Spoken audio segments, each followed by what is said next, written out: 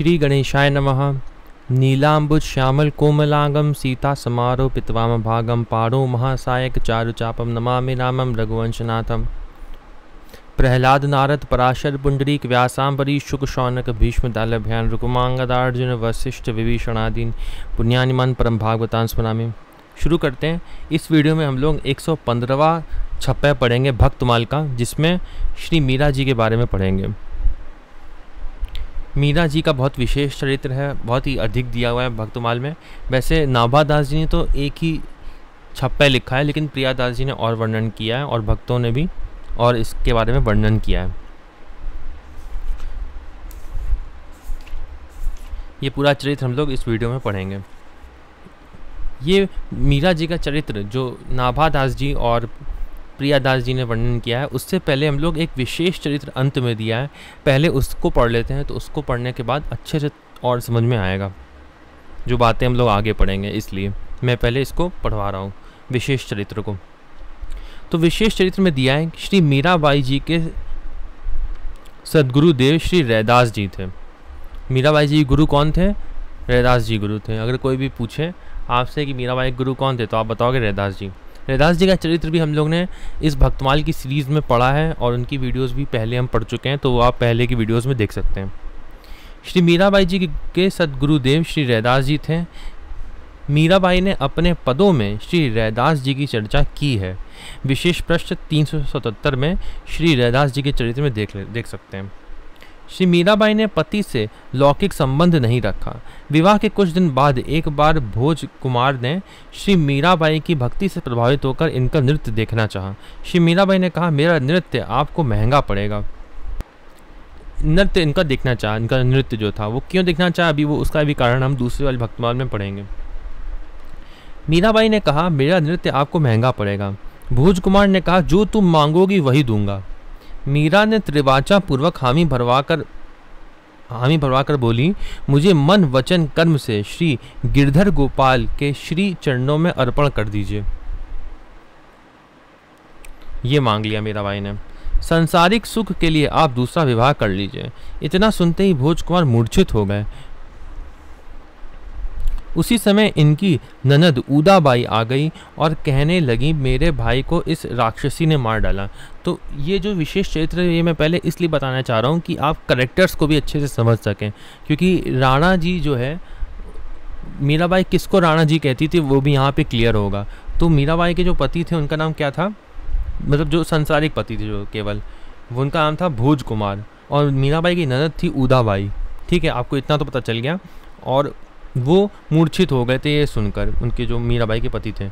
उसी समय इनकी ननद उदाबाई आ गई और कहने लगी, मेरे भाई को इस राक्षसी ने मार डाला। इतने में भोज कुमार को होश आने पर वह बोले, मीराबाई को किसी प्रकार का कष्ट मत देना, इसका कोई दोष नहीं है, और शरीर को छोड़कर भगवत धाम चले गए। लोगों ने मीरा को पति के साथ सती होने के लिए कहने लगे, लेकिन मीराबाई ने कहा, मेरे सच्चे पति श्री गिरधर गोपाल जी नित्य विराजमान हैं। युवराज भोजराज महाराणा सांगा के ज्येष्ठ पुत्र थे। तो महाराणा सांगा के 3 पुत्र थे। ठीक है, सबसे पहले जो थे उनका नाम था भोजराज, जिनका विवाह मीराबाई से हुआ था, सांसारिक विवाह। इनके मरने के कुछ दिन बाद महाराणा सांगा की भी संवत 1584 में मृत्यु हो गई। तो भोजराज के जो पिता थे महाराणा सांगा, उनकी भी मृत्यु हो गई इनके पश्चात, भोजराज की मृत्यु के पश्चात। ठीक है, तब इनके द्वितीय पुत्र, फिर 3 पुत्रों में से जो बीच के पुत्र थे, तब इनके द्वितीय पुत्र रत्न सिंह जी चित्तौड़ की गद्दी पर बैठे। फिर वो चित्तौड़ की गद्दी पर बैठे। इनके शासनकाल में मीरा जी को कोई कष्ट नहीं रहा, परंतु 4-5 वर्ष बाद ही अल्पायु में ही इनकी भी मृत्यु हो गई। तो 4-5 वर्ष बाद इनकी भी मृत्यु हो गई, जो बीच के थे। सबसे पहले महाराणा सांगा, उनके 3 पुत्र थे, पहले भोजराज, दूसरे का नाम क्या था, रत्न सिंह जी, और तीसरे का नाम विक्रम था। ठीक है, ये 3 पुत्र थे। मैं चाहता हूँ आप कैरेक्टर्स को अच्छे से समझ लें पहले, इसलिए मैं पहले ये आपको बता रहा हूँ। ठीक है, तो 4-5 वर्ष बाद जो बीच के पुत्र थे, जिनका नाम था रत्न सिंह, उनकी भी मृत्यु हो जाती है। तब इनके सौतेले भाई विक्रम गद्दी पर बैठे। इन्हीं के शासनकाल में मीरा जी को अनेक कष्ट सहने पड़े। तो मीराबाई को कष्ट कब हुआ? मीराबाई को भोजराज के में कष्ट नहीं हुआ, रत्न सिंह में भी कष्ट नहीं हुआ, विक्रम के में कष्ट हुआ मीराबाई को। छप्पे और कवित में राणा शब्द इसी विक्रम के लिए है। तो जो भी हम अभी छप्पे पढ़ेंगे और कवित पढ़ेंगे तो उसमें जो राणा शब्द आया है वह आया है विक्रम के लिए, जो तीसरे सबसे छोटे थे, राणा सांगा के पुत्र। ठीक है। श्री नागरी दास जी रचित पद प्रसंग गाला में श्री मीराबाई जी का एक और चरित्र वर्णित है कि राणा को संदेह था कि मीराबाई का किसी पर पुरुष से संबंध है। इसका पता लगाने के लिए गुप्तचरियों को नियुक्त कर दिया। गुप्तचरियों ने जाकर मीराबाई की विरह वेदना को देखा और सुना। इनकी प्रेम दशा को देखकर जितनी गुप्तचरी गईं सब प्रेम में वह भी पागल हो गई। जो जितने भी गुप्तचरी गई थी वो भी पागल हो गई। मीराबाई पद गाती थी भगवान के, तो यहाँ लिखे हैं, सखीरी मेरी नींद नसानी हूँ, पी को पंथ निहारता सब रैन बिहानी हूँ। सखियन मिली सीख दई, पै एक न मानी हूँ, बिन देखे कल ना परे जिए ऐसी ठानी हूँ। अंग छीन व्याकुल भई, मुख पिए पिए बानी हूँ, अंतर वेदन बिरह की वही पीर न जानी हूँ। ज्यों चातक घन को रटे, मछली बिन पानी हूँ, मीरा व्याकुल बिरहनी सुधी बुद्धि बिसरानी हूँ। वैसे तो मीराबाई के बहुत से रचित पद हैं, लेकिन उदाहरण के लिए कुछ पद प्रस्तुत किए जा रहे हैं। तो ये पद कुछ दिए हुए हैं, इनको हम सबसे अंत में पढ़ेंगे अब। ठीक है। तो आपको बेसिक पता चल गया कि राणा सांगा के 3 पुत्र कौन थे, किसके समय में मीराबाई को कष्ट हुआ, विक्रम के समय में, और उनकी जो ननद थी उसका नाम उदाबाई था। ठीक है। अब जो दूसरी मीराबाई का एक दूसरा चरित्र जो दूसरी भक्तमाल में दिया है मैं दिखा देता हूँ और थोड़ा सा उसमें बता देता हूँ कि क्या लिखा है। तो लिखा है कि विवाह के कुछ वर्ष बाद संवत 1580 में मीरा के शरीर के पति भोजराज की मृत्यु हो गई। उनकी मृत्यु के संबंध में वर्णित है कि एक दिन मीराबाई किवाड़ बंद कर श्री गिरधर लाल जी के आगे नृत्य कर रही थी। ठीक है। होता क्या है, उनकी मृत्यु कैसे होती है इसके बारे में मैं पढ़ रहा हूँ। ठीक है। उनकी मृत्यु कैसे हुई इसके बारे में मैं पढ़ रहा हूँ। तो लिखा है कि मीराबाई किवाड़ बंद करके नृत्य कर रही थी। नूपुरों की ध्वनि सुनकर भोजराज जी का मन आकृष्ट हुआ। उन्होंने किवाड़ के छिद्र में से झांक कर देखा तो उन्हें अति अपार सुख मिला। अंदर भगवान के लिए वह नृत्य कर रही थी। ठीक है। तो जब उन्होंने किवाड़ से देखा तो उनको बहुत ही सुख मिला। फिर तो उन्होंने अवकाश मिलने पर मीराबाई से अनुरोध किया कि एक दिन अपना नृत्य मुझे भी दिखाओ। मीराबाई जी ने कहा, महाराज मेरा नृत्य आपको बहुत ही महंगा पड़ेगा, जैसा हम लोग ने यहाँ पढ़ा था। ठीक है। युवराज भोज ने सोच लिया कि कुछ धन संपत्ति मांगेगी, अतः बोले तुम जो कहोगी मैं वही देने के लिए तैयार हूँ। मीरा ने त्रिवाचा पूर्वक भोजराज से हामी भरवा ली। ठीक है। हामी भरवा ली कि जो मैं मांगूंगी वो तुमको देना पड़ेगा, बदले में मैं नृत्य करूंगी। आज से आप मुझे मनसा वाचा कर्मणा श्री गिरधर जी के श्री चरण कमलों में सौंप दीजिए। मीराबाई ये मांगती हैं। मेरी ओर से सर्वथा अपने मन को हटा लीजिए तथा लोक सुख के लिए आप अपना दूसरा विवाह कर लीजिए। जैसे हम लोग ने यहाँ पढ़ा था ना, लिखा तो दूसरा विवाह कर लीजिए। वह बात इसमें अच्छे से दी हुई थी, इसलिए मैंने यहाँ पे इस भक्तमाल में दिखाई।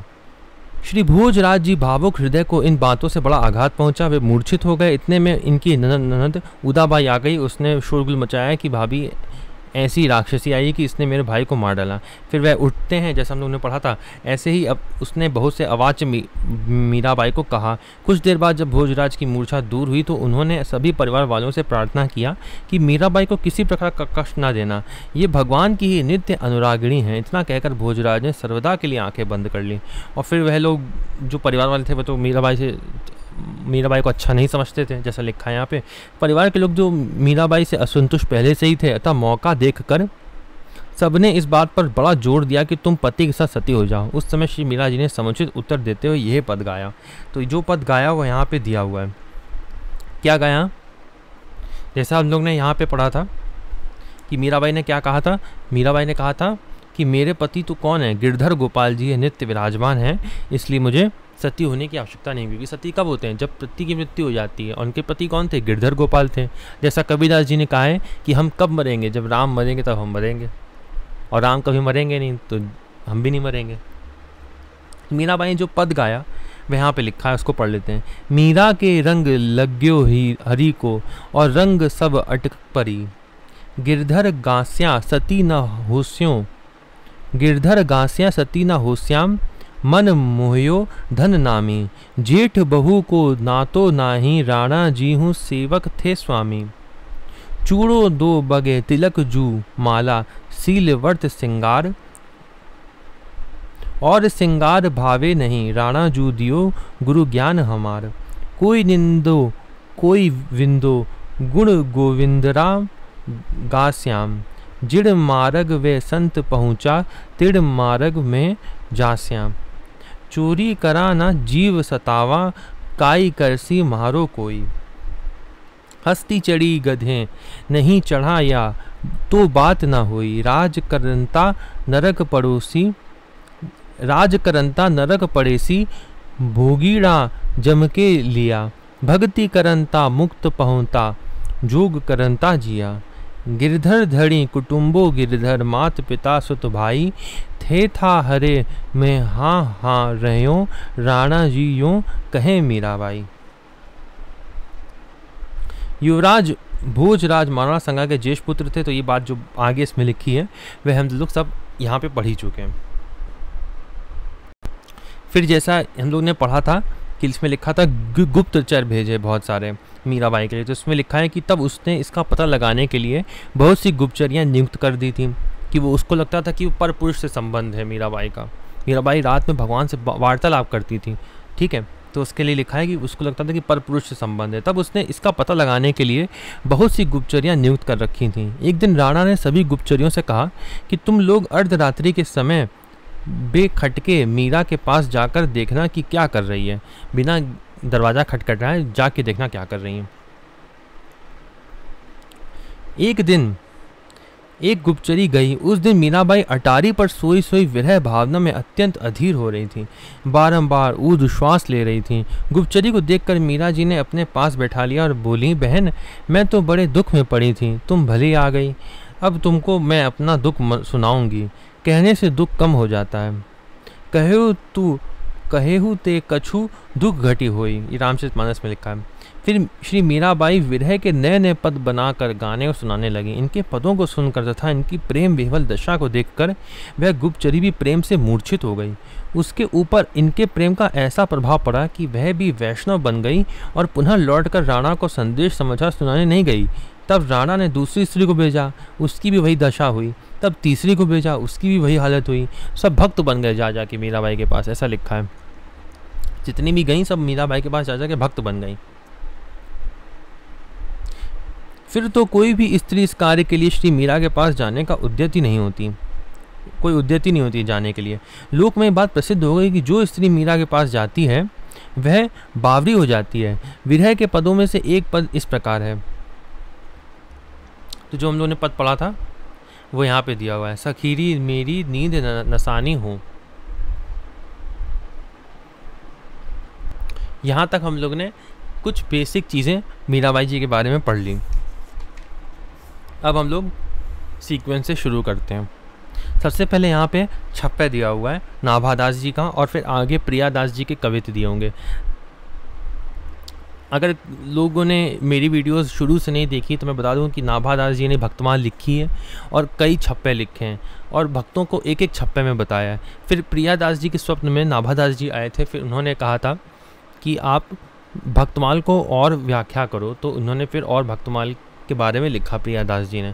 प्रियादास जी के ऐसे छोटे छोटे 4 लाइन के कवित्व होते हैं, इसको कवित्व कहते हैं, और ये छप्पे अलग चल रहे हैं, दोनों साथ साथ पढ़े जाते हैं, तब भक्तमाल आती है समझ में, ठीक है। तो ऐसे ही इस किताब में भी साथ साथ दिया हुआ है। सबसे पहले हम लोग नाभादास जी के बारे में पढ़ेंगे। बेसिक जो है ना वो नाभादास जी का है, बाकी और भी संतों ने भक्तमाल आगे लिखी है, लेकिन प्रियादास जी की जो कवित्व हैं सबसे प्रमुख माने जाते हैं जिसमें से। तो शुरू करते हैं अब जल्दी से। मीरा जी का पढ़ते हैं। लोक लाज कुल श्रृंखला तजी मीरा गिरधर भजी, तो इसको ऐसे गाते भी हैं संत लोग। लोक लाज कुल श्रृंखला तजी मीरा गिरधर भजी, सदृश गोपिका प्रेम प्रगट कलिजुग ही दिखायो, निरंकुश अति निडर रसिक जस रस ना गायो, दृष्ट निर्दोष विचार मृत्यु को उद्यम कियो, बार न बाको भयो गरल अमृत जो पियो, भक्ति निशान बजाए के काहू ते नाहिन लजी, लोक लाज कुल श्रृंखला, तजी मीरा गिरधर भजी। अब इसका अर्थ पढ़ते हैं कि क्या क्या अर्थ होगा। जैसे सबसे पहले लिखा था सदृश, ये जो अंत की लाइन होती है छप्पे में, उसको गाते समय पहले गाया जाता है, ऐसे छप्पे को पढ़ा जाता है, ठीक है। जैसे यहाँ लिखा था लोक लाज कुल श्रृंखला, तजी मीरा गिरधर भजी। इसको शुरू में भी पढ़ा जाता है, इस लाइन को छप्पे में जब पढ़ते हैं। इसलिए जितने भी भक्तों में हम लोग ने पढ़ा है, छप्पे में इस अंत की लाइन को प्रथम पढ़ा जाता है। तो छप्पे में सबसे प्रथम लाइन क्या लिखी है? लोक लाज कुल श्रृंखला। श्रृंखला का अर्थ होता है जंजीर। जो लोक लाज की जो जंजीर होती है उसको तोड़ते हुए, लोक लाज कुल श्रृंखला, तजी, तजी मतलब त्याग दिया उसको, मीरा गिरधर भजी। लोक लाज की जो जंजीरें थी उसको त्याग कर मीरा ने गिरधर को भजा, ये लिखा है। तो भावार्थ में भी पढ़ लेते हैं। वैसे पहले भक्तिमती श्री मीराबाई ने इस कराल कलिकाल में जो इसमें भावार्थ हुआ वो यहाँ से शुरू हुआ है, ठीक है। सदृश गोपिका प्रेम प्रगट कलि जुग ही दिखायो। सदृश गोपिका मतलब गोपिका के समान जो प्रेम था वो मीराबाई ने कलयुग में दिखाया, ये अर्थ है इसका। सदृश गोपिका प्रेम प्रगट कलि जुग ही दिखायो। भक्तिमती श्री मीराबाई ने इस कराल कलिकाल में गोपियों के समान श्री कृष्ण प्रेम को अपने में प्रकट करके उसका दूसरों को भी दर्शन करा दिया। निरंकुश का अर्थ होता है बिल्कुल स्वच्छंद और निडर होकर रसिक शेखर श्री राधा श्याम सुंदर के सुयश को गाया। दुष्टों राणा ने इस प्रकार की भक्ति को अनुचित माना और सोच विचार कर इनकी मृत्यु का उपाय किया।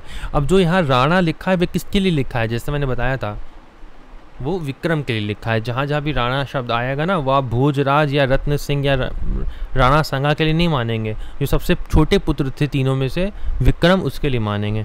तो विक्रम जो राणा था ने इस प्रकार की भक्ति को अनुचित माना और सोच विचार कर इनकी मृत्यु का उपाय किया। इन्हें पीने के लिए विष दिया, उसे अमृत की तरह पी गई, वो भी विक्रम ने दिया था, ठीक है। ये भी हम आगे पढ़ेंगे। भगवान की कृपा से आपका बाल विवाह का नहीं हुआ। भक्ति का डंका बजाकर आपने बिना किसी लोक लज्जा और संकोच के कुल मर्यादा के बेड़ी बंधनों को त्याग कर श्री गिरधर गोपाल जी का भजन किया। अब आगे पढ़ते हैं। उससे पहले जो दूसरी वाली भक्तमाल है उसमें भी कुछ इसके बारे में दिया है, उसको पढ़ लेते हैं। तो इसमें लिखा है लोक लाज लिखा था ना, लोक लाज कुल श्रृंखला। तो इसमें लोक लाज के लिखा है। श्री नारायण स्वामी जी कहते हैं कि चाखा चाहे प्रेम रस, राखा चाहे लाज, नारायण प्रेमी नहीं बातन को महाराज। एक गोपी कहती है चंदन पंख गुलाब सुनीर, सरोज की सेज उठाए धरोरी, तूल भयो तनु जात जरो एही, बैरी दुकूलही दूरी करोरी। शंभू जी झूठ सबे उपचार, वियोग की आगी न पागी जरोरी, लाज के ऊपर गाज परे ब्रजराज मिले सोई काज करोरी। श्री मीराबाई ने लोक लाज और कुल कहानी को तिलांजलि देकर भगवान श्री गिरधर को भजा, ये लिखा था इसमें ना। लोक लाज कुल श्रृंखला, तजी मीरा गिरधर भजी, यही लिखा है। लोक लाज और कुल कनी को तिलांजलि देकर, सबको त्याग कर केवल भगवान कृष्ण को भजा, देकर भगवान गिरधर को भजा, क्योंकि ये सब भक्ति के बाधक हैं। सुख संपत्ति परिवार बढ़ाई, सब परिहरि करिहो सेवकाई। सब कुछ त्याग कर हरि की सेवकाई करो, रामचरितमानस में लिखा है। ये सब राम भक्ति के बाधक, कहे ही संत तब पद अवधारक। मीरा गिरधर भजी, इसके दो अर्थ होंगे। एक अर्थ भावार्थ में दिया गया है, दूसरा अर्थ गिरधर ने मीरा को भजा, ये अर्थ होगा। भगवान का विरध है, क्या है? ये यथा मां पद्यन्ते तास थेव भजा में हम, ये भगवत गीता का श्लोक है। सब विधिहीन दीन अति, जड़मति जा कहूँ कतहु न ठाऊं, आय शरण भजो न तजो, तेहि ये जानत ऋषि राव। गीतावली का श्लोक था ये। आगे लिखा है कलियुग ही दिखायो, ये विशेष बात है कि कलयुग में दिखाया गोपियों वाला। लिखा है गोपियाँ द्वापर में हुई, श्री मीरा जी कलयुग में हुई। गोपियों ने साक्षात श्री कृष्ण को देखा था, परंतु इन्होंने तो केवल संतों से सुनकर उस प्रेम का पूर्ण निर्वाह किया था। निरअंकुश अति निडर, इसके लिए लिखा है श्री भगवत आश्रय किसी से नहीं डरता है। तुलसीदास रघुवीर बाहुबल सदा अभय काहू न डरे। रसिक जस रसना गायो, इसके लिए लिखा है, इसके दो अर्थ होंगे, जैसे लिखा है ना यहाँ पे, निरंकुश अति निडर रसिक जस रसना गायो, इसके दो अर्थ होंगे। इसके पहला अर्थ लिखा है कि रसिक श्री कृष्ण, श्री राधा कृष्ण और रसिक भक्तों का यश मीरा ने गाया। एक अर्थ यह होगा कि मीरा ने यश गाया। दूसरा अर्थ है रसिक श्री राधा कृष्ण एवं रसिक भक्तों ने मीरा का यश गाया। दोनों ही अर्थ निकलते हैं। तो इसमें एक तो अर्थ ये भी निकलता है कि मीरा ने उनका यश गाया, भगवान और भक्तों का, और एक ये भी अर्थ निकलता है कि भक्तों ने मीरा भाई का यश गाया। बार ना बाक को भयो, इसके लिए लिखा है, ये भी कहावत है कि जाको राखे साइयाँ मार सके ना कोई, बार ना बाको करी सके जो जग बैरी होए। इसके लिए दृष्टांत भी, दृष्टांत मतलब होता है उदाहरण, चंद्रहास जी का दिया और प्रहलाद जी का दिया। तो प्रहलाद जी का भी हम लोग ने भागवत में पढ़ाई है कि कैसे कैसे हिरण्यकश्यप ने कैसे कैसे अपराध किए थे। हिरण्यकश्यप और हिरण्याक्ष जो थे कैसे कैसे अपराध किए, लेकिन फिर भी नहीं मार पाए थे प्रहलाद जी को। देखिए पूर्वार्ध में इनकी कथा, तो इनकी कथा हम लोग पढ़ ही चुके हैं, चंद्रहास जी की और प्रहलाद जी की। भक्ति निशान बजाए के, इससे जनाया गया कि श्री मीराबाई जी की गुपचुप की भक्ति नहीं थी, बल्कि लोक में उजागर थी, सर्वविदित थी, सबको पता थी, छुप छुप के नहीं थी। भक्ति निशान बजाए के, ये जो भगवान जो होते हैं ये प्रचार करते हैं भक्तों का। भक्त तो गुपचुप ही रहते हैं, लेकिन भगवान जो है वो उजागर करते हैं भक्त को, जिससे लोग जान सकें भक्तों के बारे में। डंके की चोट पर इन्होंने भक्ति साधना की। अब तो, जैसे मीराबाई ने कहा भी है एक पद में, अब तो बात फैले गई जानत सब कोई, मेरे तो गिरधर गोपाल दूसरो न कोई। मीराबाई ने कहा भी है कि अब तो बात फैल गई। तो यहाँ पे हम लोग ने और जो भी बातें थी इस पद के बारे में वो पढ़ ली। अब हम लोग आगे पढ़ेंगे, प्रियादास जी के कविता शुरू करेंगे। लिखा है भक्तिमती श्री मीराबाई की जन्मभूमि मेड़ता नगर जोधपुर में थी। तो मीराबाई का जन्म कहाँ हुआ था? जोधपुर में हुआ था, मेड़ता नगर में। बाल्यकाल में जब आप अपने पिताजी के घर में रहती थीं, तभी प्रेम परवश होकर आपके नैन श्री गिरधारी लाल जी से लग गए थे। जब छोटी थीं तभी नैन लग गए थे। उसके बाद चित्तौड़ के राणा सांगा के सुपुत्र श्री भोजराज जी से आपकी सगाई हुई। तो किससे सगाई हुई थी? भोजराज जी से, जो राणा सांगा के सबसे बड़े पुत्र थे, 3 में से। विवाह के समय आपके पिताजी ने नई नई सुंदर मूल्यवान वस्तुएं एकत्रित की, परंतु श्री मीराबाई जी का मन तो प्रेम रंग रंगीले घनश्याम सुंदर में डूब चुका था। जिस समय श्री भोजराज जी के साथ भावरें पड़ रही थीं, भावरें मतलब जब फेरे हो रहे थे, उस समय भी आपका मन सांवरे श्री कृष्ण के सुंदर स्वरूप में फंसा हुआ था। विवाह के पश्चात जब विदा होकर ससुराल जाने का समय आया, तो उस समय इन्हें प्रेम के आवेश में मूर्छा सी आ गई। इनकी ऐसी विवल दशा को देखकर पिताजी कहने लगे, मन में किसी प्रकार का दुख ना मानो, जो वस्त्र आभूषण तुम्हें प्रिय हो ले लो। उस समय आपके नेत्रों में आंसू भर रहे थे। आपने पिताजी को उत्तर दिया कि इस धन दौलत से मुझे क्या काम।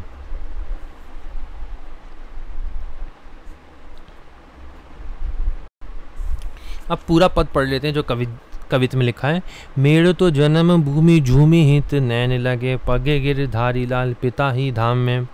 राना के सगाई भई करी ब्याह, सामा नहीं गई मती बूढ़ी वार रंगीले घन श्याम में। भावरे परत मन सावर स्वरूप मांझ, तावर सी आवे चली बेकुपति ग्राम में। पूछे पिता माता पट आभरण लीजिए जू, लोचन भरत नीर कहा काम दाम में। कहा काम दाम में, इस धन दौलत से मुझे क्या काम है, मीराबाई ने कहा। अब इसके बारे में अधिक जो दिया है, एक एक शब्द के बारे में उसको हम पढ़ेंगे। जैसे कहा कि मेरु तो जन्म, कविता में लिखा है श्री मीराबाई जी का जन्म राठौरों की मेड़तिया शाखा के प्रवर्तक राव दूदा जी के द्वितीय पुत्र राव दूधा जी जो थे उनके दूसरे पुत्र जो थे रत्न सिंह की पत्नी कुसुम कुंवरी के गर्भ से वैशाख सुदी 3 संवत 1555 विक्रम में जोधपुर राज्य अंतर्गत कुड़की ग्राम में हुआ था। तो कहाँ हुआ था? जोधपुर के अंदर ही आता है ये कुड़की ग्राम, वहाँ पे हुआ था। जैसे यहाँ पे दिया था कि जोधपुर में मेड़ता आता था, मेड़ता नगर में। गोपी का अवतार होने से इनमें भक्ति के संस्कार जन्मजात थे। तो ये गोपी का अवतार थी। गोपी का अवतार कैसे थी और उसकी क्या कथा है वह भी हम लोग आगे बहुत अच्छे से पढ़ेंगे, ठीक है। आप पूरा चरित्र जो है वो ध्यान से सुनिएगा मेरे साथ साथ। जब ये पूर्व जन्म में गोपी के रूप में थीं, उस समय गोपी की सास ननद श्री कृष्ण का दर्शन नहीं करने देती थी। तो लिखा है जब ये पूर्व जन्म में गोपी थी तब उस समय दर्शन नहीं करने देती थी। तो उसकी कथा क्या है? ऐसा था कि जो भी गोपी जो थी वह जब भगवान कृष्ण को देखती थी तो वो उनके प्रेम में मोहित हो जाती थी, ठीक है। तो उनकी सास जो थी वह बात ये जानती थी, बावली हो जाती थी, मतलब गोपियाँ जब भगवान कृष्ण को देख लेती उनके प्रेम में। तो जब मीराबाई जी की जब सगाई हुई थी तब जिससे सगाई हुई थी वो भी मीराबाई जी के पति भी थे। तो भगवान जो थे बहुत चंचल थे और इनकी जो सास जो थी ना मीराबाई की, उसने पहले से बता दिया था कि यहाँ पे एक ग्वाला रहता है, उसको तुम देखना मत कभी। उसने ऐसी पट्टी पढ़ा दी थी मीराबाई को। और मीराबाई बहुत ही सरल स्वभाव, बहुत सीधी थी। उन्होंने मीराबाई ने अपनी सास की बात भी मान ली थी कि हाँ मैं उसका मुख नहीं देखूंगी। तो जो भगवान के सखा थे उन्हीं की पत्नी थी मीराबाई उस समय कृष्ण अवतार में जब थे। तो जब उनके सखा आए थे मीराबाई को लेके, नया नया विवाह हुआ था, तो भगवान ने अपने सखा से कहा भी था कि अपना मुखरा तो दिखाओ मुझे, भाभी का मुखरा तो दिखाओ, भगवान ने कहा। तो जो सखा थे भगवान ने उन्होंने कहा कि देख लो तुम, उन्होंने कहा भगवान से कि तुम देख लो, भाभी का मुखरा देख लो। तो जब भगवान कृष्ण मुंह देखने गए, चेहरा देखने गए गोपी का, तब मीराबाई ने अपना घूंघट पकड़ लिया था, जो घूंघट होता है उसको पकड़ लिया था और दिखा नहीं रही थी चेहरा, क्योंकि उनकी सास ने उनको पहले ये पट्टी पढ़ा दी थी कि तुम कृष्ण का चेहरा अगर देख लोगी तो तुम बावली हो जाओगी, उसका चेहरा मत देखना। तो मीराबाई जो थी सरल स्वभाव, जो गोपिका थी पिछले जन्म में, बिल्कुल सरल स्वभाव थी और उन्होंने अपना घूंघट पकड़ लिया। तब भगवान ने कहा कि तुम जो है ना, तुम मेरा चेहरा देखने के लिए भी तरसोगी अगले जन्म में।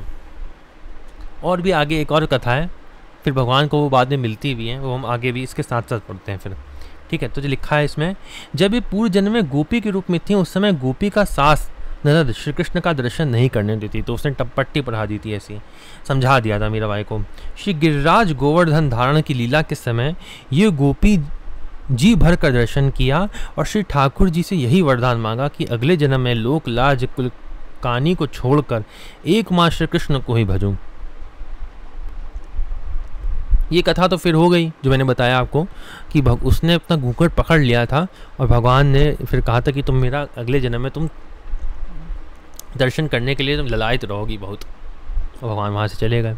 फिर भगवान की लीला हुई, गोवर्धन लीला। गोवर्धन लीला के समय क्या हुआ, उस समय तो सब बरसात हो रही थी इतनी तेज, और सभी जो ग्वाल थे वो सभी गोवर्धन के नीचे आ गए थे, जितने भी थे। उस समय कुछ घूंघट उंघट कुछ था नहीं, और उस समय मीराबाई ने कृष्ण को देख लिया। और जब उस समय कृष्ण को मीराबाई ने देख लिया गोवर्धन की लीला के समय, तब मीराबाई ने देखा कि अरे ये तो इतने सुंदर कृष्ण हैं, और इनको देखने के लिए मेरी सास ने मना कर दिया था। तो उनको बहुत ही लज्जा आई, लोक लाज, उनको लगा कि इस लोक लाज के चक्कर में, घूंघट के चक्कर में, और ऐसा सासू लोगों ने मुझे फंसा दिया कि मैं कृष्ण के दर्शन नहीं कर पाई। तो उन्होंने यही वरदान कृष्ण को उस समय देखते हुए मांगा, जैसा यहाँ लिखा है कि अब मैं लोक लाज कुलकानी को छोड़कर एकमात्र श्री कृष्ण को ही भजूं, ऐसा मुझे वरदान भगवान दो आप। मन से उन्होंने मांगा, भगवान ने वरदान दिया। वही गोपी श्री मीराबाई जी के रूप में प्रकट हुई। तो ये था पिछले जन्म का मीराबाई का कथा।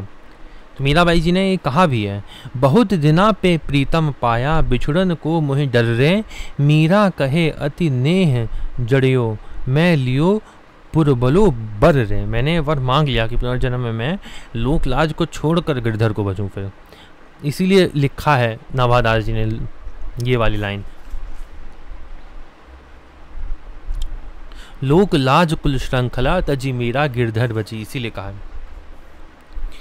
तो आगे पढ़ते हैं। जैसे लिखा है पगे गिरधारी लाल, यहाँ लिखा है पगे गिरधारी लाल पिता ही धाम में।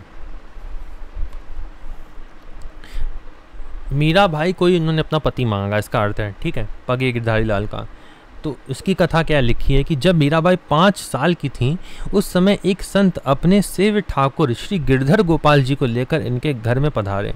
श्री मीरा जी ने श्री गिरधर गोपाल को दर्शन किया, जिससे पूर्व जन्म की याद आ गई। उनको पूर्व जन्म की याद आ गई गिरधर गोपाल को देखकर। 5 वर्ष की थी मैं, और एक संत के पास एक गिरधर गोपाल थे, और संत जी से अपने श्री गिरधर गोपाल को मांगने लगी। श्री ठाकुर जी का स्वप्नादेश होने पर एवं श्री मीराबाई का प्रेम देखकर संत जी ने इन्हें श्री ठाकुर जी को प्रदान कर दिया। तो क्या लिखा है कि स्वप्नादेश देकर, इसका अर्थ होता है कि इसका अर्थ है यहाँ पे कि पहले उन संत ने अपने ठाकुर जी को नहीं दिया था मीराबाई को, वो कोई अपने ठाकुर जी को कैसे दे देगा। फिर अगले दिन वो वहीं पे रुके हुए थे। संत लोग पहले राजाओं के घर आते थे, मीराबाई भी राजा की पुत्री थी, तो वहाँ पे जब वो आए हुए थे तब भगवान ने उन संत को स्वप्नादेश दिया कि मुझको तुम मीराबाई को दे दो, मैं तुम्हारे पास ही इसीलिए आया हूँ कि तुम मीराबाई के पास जा सकूँ। भगवान ने स्वप्नादेश में ऐसा कहा, ऐसा संतों ने बताया, ठीक है, मैं अपने मन से नहीं कह रहा हूँ ये कथा, ये लिखी हुई मुझे नहीं दिखी है, लेकिन मुझे संतों ने बताया है, ठीक है, तो मैं अपने मन से नहीं कह रहा हूँ। तो ऐसा हुआ था कि उन भगवान ने ही कहा था उनसे, उन संत से, कि मैं तुम्हारे पास ही इसीलिए आया हूँ कि मीराबाई के पास जा सकूँ, जैसे यहाँ पे लिखा है स्वप्नादेश आने के पश्चात। तो ठाकुर जी का स्वप्नादेश होने पर एवं मीराबाई जी का प्रेम देखकर, दोनों बातें इसमें लिखी हैं, संत जी ने इन्हें श्री ठाकुर जी को प्रदान कर दिया। एक दिन महल के पास से एक बारात जा रही थी। दूल्हे को देखकर बाल स्वभाव वशी मीराबाई जी ने अपनी माँ से पूछा, मेरा दूल्हा कौन है। माता ने बेटी को बहलाने के लिए कहा, तेरा पति गिरधर गोपाल है। तो माता ने तो बहलाने के लिए कहा, लेकिन उनके सभी के अंदर भगवान होते हैं ना, तो वैसे ही उनके अंदर जो भगवान थे, उनके हृदय में, सबके हृदय में भगवान होते हैं, ठीक है। और भगवान एक ऐसी लीला करते हैं, गुरु तत्व जो होता है, गुरु जो होते हैं वह भी भगवान होते हैं, क्योंकि उनके अंदर से भगवान बोल रहे होते हैं और वे अपने मन से कोई कर्म करते ही नहीं हैं जो गुरु होते हैं। ऐसे ही भगवान जो होते हैं ना, वो माया के पर्दे के पीछे छुपे रहते हैं और माया के पर्दे के पीछे से कार्य करते रहते हैं। भगवान जो होते हैं ना, उनको समझना असंभव होता है। वो अगर कृपा कर दें तो हम समझ सकते हैं भगवान को। वैसे ही भगवान जो होते हैं वह किसी के अंदर से भी कर्म कर सकते हैं। भगवान जो होते हैं वो किसी के अंदर, किसी भी मनुष्य हो चाहे या कोई जड़ कोई चीज़ हो, भगवान सर्वव्यापक हैं और किसी के अंदर से भी भगवान कार्य करते रहते हैं आपके जीवन के लिए भी। हो सकता है कि कभी कभी आपसे कोई मनुष्य कहता है तो अवश्य ऐसा भी हो सकता है कि भगवान कह रहे हो। तो वैसे ही हम ऐसा समझ सकते हैं कि जैसा इसमें लिखा है कि उनकी माँ ने बाल स्वभाव बहलाने के लिए कह दिया कि तेरा पति गिरधर गोपाल है। ये स्वयं भगवान नहीं, उनके माँ के अंदर से कहा होगा, ऐसा मान सकते हैं। क्योंकि भगवान, ये हमको मालूम है ये बात, क्योंकि कि भगवान जो है माया के पर्दे के पीछे से कार्य करते रहते हैं भक्तों के लिए, वो दिखते नहीं हैं। ऐसा भगवान की माया होती है, ऐसा होता है, ठीक है। तो माता ने बहलाने के लिए तेरा पति गिरधर गोपाल है कह दिया। उसी दिन से मीरा ने श्री गिरधर को अपना पति मान लिया। जब मीरा के विवाह की चर्चा चलने लगी तो मीरा ने कहा, माई महाने सपने भरी गोपाल। हाँ, यहाँ क्या लिखा है देखते हैं। जब विवाह की बात होने लगी तो मीराबाई ने देखो क्या कहा, माई महाने सपने भरी गोपाल, स्वप्न में बढ़ लिया गोपाल ने मुझको, मीराबाई ने कहा। राती पीती चुनरी ओढ़ी मेहंदी हाथ रसाल, मेहंदी हाथ रसाल मीराबाई कह रही हैं कि मेरा विवाह स्वप्न में हो गया गिरधर के साथ, मीराबाई ने कहा। और देखो हाथ में मेहंदी भी रची हुई है। काई और कुबरू भावरी माँ को जग जंजाल, मीरा के प्रभु गिरधर नागर करी सगाई हाल। मेरी सगाई हो गई स्वप्न में, देखो मेरे हाथ में मेहंदी भी रची है। स्वप्न में विवाह हुआ मीराबाई का गिरधर के साथ और हाथ में मेहंदी भी रची हुई, और जो दहेज में बर्तन मिले वो भी थे मीराबाई के पास। अवश्य असल में वो बर्तन और वो मेहंदी सच में देखी गई। मीराबाई ने स्वप्न में विवाह भगवान से ऐसा करा कि स्वप्न सच्चा हो गया। वैसे स्वप्न क्या होता है, झूठा होता है, लेकिन अगर भगवान स्वप्नों को भी सच्चा कर सकते हैं, जैसे ये संसार भी तो झूठा ही है, लेकिन भगवान आते हैं तो संसार भी सच्चाई मान लिया जाता है। तो वैसे ही स्वप्न भी जो है वो भी झूठा ही है, लेकिन अगर भगवान चाहें तो उसमें आ सकते हैं। जैसे इस संसार में भगवान आते हैं, वैसे स्वप्न संसार में भी भगवान आ सकते हैं। तो वैसे ही उस स्वप्न संसार में आके भगवान ने मीरा के साथ विवाह करा, हाथ में मेहंदी भी रची और उनको दहेज का सामान भी मीराबाई को मतलब सामान भी उनको मिला था। ऐसे बर को बरे जो जन्मे मरी जाए, बर बरिए गोपाल को चूड़ों अमर हो जाए। मीराबाई ने क्या कहा कि ऐसे बर को क्यों बने जो जन्मने मरने वाला हो, ऐसे गोपाल को भजो जो अमर है। परंतु इनकी बात पर विचार न करके माता पिता ने संवत 1572 में मीराबाई का विवाह मेवाड़ के महाराणा सांगा के युवराज कुमार भोजराज से कर दिया। अब ऐसा क्या होता है कि जब भगवान की चीज़ें दिखाने पर भी, जब मीराबाई ने हाथ में मेहंदी भी दिखा दी और वो चिन्ह दिखाए, वो बर्तन भी दिखाए, और भी कुछ चीज़ें मीराबाई को जो विवाह में मिली वह सब मीराबाई ने उनको दिखाई भी, लेकिन तब भी उनकी बुद्धि जो होती है वो माया में फंसी होती है हम जीवों की, और हम लोग भगवान की चीज़ों को समझ नहीं पाते हैं। दिव्य चीज़ें जब भी सामने आ जाती हैं ना, तो वो दिव्य चीज़ों को हमारा मन भी ग्रहण नहीं कर पाता है। तो अगर भगवान की कोई भी चीज़ें आ जाए तो हम उसको देख भी नहीं पाएंगे। इसका अर्थ ये होता है भगवान की दिव्य चीज़ें हैं, जैसे हम लोग निधवन में भी कहते हैं कि निधवन में आज भी रास होता है, वह अगर वहाँ पर कोई चला जाएगा तो उसको भी वो नहीं दिख पाएगा, क्योंकि वो इन आँखों से नहीं दिखा जा सकता है, वे दिव्य हैं। वैसे ही भगवान की जो चीज़ें होती हैं, भगवान के भक्तों की चीज़ें होती हैं, वह भी दिव्य होती हैं और वह नहीं दिखाई पड़ती हैं। ऐसे मीराबाई ने सबको दिखाया भी, लेकिन उनको किसी को भी विश्वास नहीं हो पाया और उनका विवाह भोजराज जी से करा दिया गया, जो सबसे बड़े थे राणा सांगा के पुत्र। परंतु अव्यक्त रूप से श्री मीरा जी ने भावर के समय श्री गिरधर जी के साथ ही फेरी दी। जब मीराबाई फेरे ले रही थी तब भी वह भगवान के साथ ही फेरे ले रही थी। मैंने यही देखा था कि मैं फेरे जो ले रही हूँ वह भगवान के साथ ले रही हूँ, उनको भगवान ही दिख रहे थे फेरे लेते हुए। तो दूसरी वाली जो भक्तमाल है उसमें भी देख लेते हैं कि उसमें और अच्छे से क्या समझाया गया है। जैसा हम लोग ने जो पढ़ा है वो तो इसमें लिखा ही है, साथ साथ जो और एक्स्ट्रा बातें लिखी हैं वो मैं थोड़ा बहुत दिखा देता हूँ। तो जैसे मैंने बताया कि पिछले जन्म में, जैसे इसमें लिखा था कि पिछले जन्म में मीराबाई जो थी वो गोपिका थी और उनकी सास जो है उनको दर्शन नहीं करनी थी। तो ये वही चीज़ यहाँ पे लिखी भी है। जिस दिन श्री कृष्ण ने समस्त ब्रजवासियों से गिरिराज गोवर्धन का पूजन करवाया था, ठीक है, जब भगवान ने गोवर्धन पर्वत उठाया था ना, उससे पहले पूजन करवाया था, और श्री गिरिराज जी ने प्रकट होकर सबसे मनचाहा वरदान मांगने को कहा, तब सबने अपना अपना अभीष्ट वर मांगा। उस समय इस गोपी ने यही वर मांगा कि हे गिरिराज महाराज, मेरा यह जन्म तो यूं ही व्यर्थ ही गया। कर्कश सासू और निर्दयी ननद हमें श्री कृष्ण का दर्शन भी नहीं करने देती थी। अब अगले जन्म में आप ऐसी कृपा करो कि मैं लोक लाज कुल कानी को छोड़कर एकमात्र श्री कृष्ण को ही भजूं। वही गोपी श्री मीराबाई जी के रूप में प्रकट हुई। मीराबाई जी ने अपने एक पद में इस भाव का संकेत किया है, ये हम लोग पढ़ ही चुके हैं। फिर जैसा हम लोग ने पढ़ा कि एक बारात जो है वो जा रही होती है और मीराबाई पूछती हैं कि मेरा पति कौन है। यहाँ पे पढ़ लेते हैं कैसे लिखा है कि एक दिन राजमहल के समीप से एक बारात जा रही थी। इनकी माता इन्हें गोद में लेकर बारात देख रही थी और इन्हें बता रही थी कि देखो ये बाराती हैं और ये दूल्हा। आदि वस्त्राभूषण से खूब सजे धजे दूल्हे को देखकर इन्होंने बाल सुलभ स्वभावश पूछा, माँ मेरा दूल्हा कौन है। माँ ने भी सहज भाव से हंस कर कहा, बेटी तेरे दूल्हे तो श्री गिरधर लाल जी हैं। इतना सुनते ही इन्होंने घूंघट काट लिया। उसी दिन से मीरा श्री गिरधर प्रेम में दीवानी हो गई। अब तो सारा खेल कूद तथा सारी चंचलता छोड़कर श्री गिरधर लाल जी की सेवा में लग गई। उस दिन से मेरा भाई गिरधर लाल जी की सेवा में लग गई। इनका बढ़िया से बढ़िया श्रृंगार करती, भोग लगाती, उनकी छवि का दर्शन करते करते भाव विभोर हो जाती, समाधि लग जाती। 5 वर्ष की मेरा जब थी ना, तब का जो मैं बता रहा हूँ आपको बिल्कुल एक दिखना चाहिए बिल्कुल कि 5 वर्ष की मीरा है और उन्होंने घूंघट काटा और भगवान की पूजा सेवा करने लगी। उनको समाधि भी लग जाती, भगवान के ध्यान में इतना लीन हो जाती कि सब कुछ भूल जाती।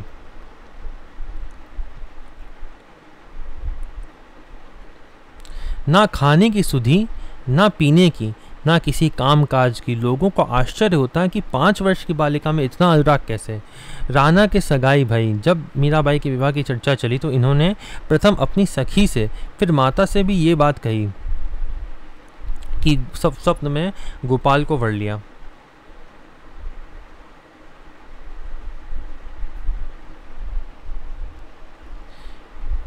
अव्यक्त रूप से जैसा हम लोग ने पढ़ा, भावरे के समय भी श्री गिरधारी जी के साथ ही फेरे दी। भगवान कृष्ण के साथ ही इन्होंने फेरे लिए। मन सांवरे स्वरूप मांझ, नैना मेरे अटकेरी माई व मोहन के संग। कहाँ करो बरजो नहीं मानत, रंगे उन्हीं के रंग। औरनी को तिरछे दे चितवत गुरजन हूँ, सो जंग। सूरदास प्रभु प्रेम सुरति सो, होत न कभू भंग। अब हम लोग आगे पढ़ते हैं, प्रियदास जी के कवित पढ़ेंगे आगे। यहाँ तक हम लोगों ने पढ़ लिया था और एक्स्ट्रा भी हम लोग जो भी है वो अच्छे से समझते हुए मीराबाई का चरित्र पढ़ रहे हैं। आगे लिखा है, श्री मीराबाई ने अपने पिता माता से कहा, जैसा मीराबाई ने कहा था ना कि इन धन दौलत से मुझे क्या काम, मीराबाई ने कहा था। श्री मीराबाई ने अपने पिता माता से कहा, आप लोग यदि हमें इच्छित वस्तु देकर सब प्रकार से संतुष्ट करना चाहते हैं तो श्री गिरधर लाल जी को मुझे दे दीजिए। जो गिरधर लाल जी थे वो दे दीजिए मुझे। इसके अतिरिक्त और सब धन माल सामान उठाकर रख लीजिए। पिता माता को बेटी मीरा बहुत प्यारी थी। अतः जब मीरा जी की माता ने देखा कि इस पर श्री कृष्ण के प्रेम का बहुत गहरा रंग चढ़ गया है तो रोते रोते श्री मीरा जी को अपने गले से लगा लिया और कहा कि श्री गिरधर लाल जी को तुम ले लो और अपने साथ इन्हें ले जाओ। खूब प्रेम से इनकी सेवा पूजा करना। श्री मीरा जी ने अपनी पालकी में अपने सामने श्री गिरधर लाल को पधरा लिया और इनके नेत्रों से नेत्र मिलाती हुई चली। तो पालकी जो चल रही थी उसमें नेत्र मिलाती मिलाती मीरा जी चल रही थी। अपने प्राणपति श्री ठाकुर को पाकर आनंद मग्न श्री मीरा जी अपने मन में फूली नहीं समाती थी। इस प्रकार वह राणा भोजराज के भवनों में पहुंच गई। फिर उनकी जो पालकी जो थी वो पहुंच गई। सासू ने इन्हें पालकी से उतारा। रुचिपूर्वक बर दुल्हन की गांठ जोड़ी गई और उन्हें देवी के मंदिर में लाया गया। अब कविता पढ़ लेते हैं। देवो गिरधारी लाल जो निहाल कियो चाहो, और धन माल सब राखिए उठाए के। बेटी अति प्यारी प्रीति रंग चढ़्यो भारी रोए, मिली मह तारी कही लीजिए लड़ाए के। डोला पधराए द्रग द्रग सो लगाए चली, सुख न समाए चाहे प्राणपति पाए के। पहुँची भवन सासू देवी पे गवन कियो, तिया अरुबर गंठ जोरी करियो भाई के। फिर देवी के मंदिर मीराबाई पहुंच जाती हैं। भोजराज जी और मीरा को लेके आया जाता है मंदिर में। देवी जी के मंदिर में पहुंचकर सामने देवी पूजा की तैयारी की। पहले उसने वर से देवी का पूजन करवाया। उसके बाद मीरा जी से कहा, बधू अब देवी की पूजा करो। श्री मीरा जी ने कहा, हमारा ये मस्तक तो श्री गिरधर लाल जी के हाथ बिक चुका है, अब ये किसी दूसरे देवी देवता के लिए नहीं झुक सकता है। मीरा जी ने कहा, मेरे मन में एक उन्हीं को देखने की प्रणाम करने की अभिलाषा है। पहला दिन हुआ है। पहली बार आप ये सोचिए, पहली बार कोई नई बहू आई है और वो सास को ऐसे जवाब दे रही है कि मैं नहीं करूँगी, केवल भगवान के सामने झुकूंगी और किसी के सामने नहीं झुकूंगी। मेरे मन में एक उन्हीं को देखने की प्रणाम करने की अभिलाषा है। यह सुनकर सासू ने कहा, कुल पूज्या देवी जी हैं, इनकी पूजा करने से नारियों का सौभाग्य बढ़ता है। पति जो है वो तुम्हारा जो है वो सदा रहेगा। उन्होंने समझाया मीराबाई को, इसलिए तुम हट ना करो, देवी नाराज हो जाएंगी। श्री देवी जी के चरणों में सिर रखकर प्रणाम करो। श्री मीरा जी ने सास के हट करने पर बार बार यही कहा कि आप इसे निश्चय करके मान लो कि मैंने सुकुमार भगवान श्याम सुंदर के श्री चरणों में अपना सर्वस्व न्योछावर कर दिया है। अब अन्य का पूजन या प्रणाम मुझसे नहीं होगा। देवी के पूजाए बे को कियो ले उपाय, सासू बर पे पूजाए पुनी बधु पूजी भाखिए। बोली जू बेकायो माथो लाल गिरधारी हाथ, और कुना नवे एक वहीं अभिलाखिए। बरत सुहाग यागे पूजे ताते पूजा करो, करो जिन हट शीस पाए नी पे राखिए। कही बार बार तुम यही निर्धार जानो, वही सुकुमार जापे वारी फेरी नाखिए।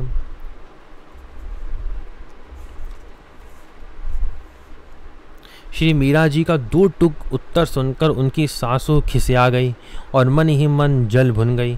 अपने पति के पास जाकर उसने कहा, ये बहू तो मेरे किसी काम की नहीं है।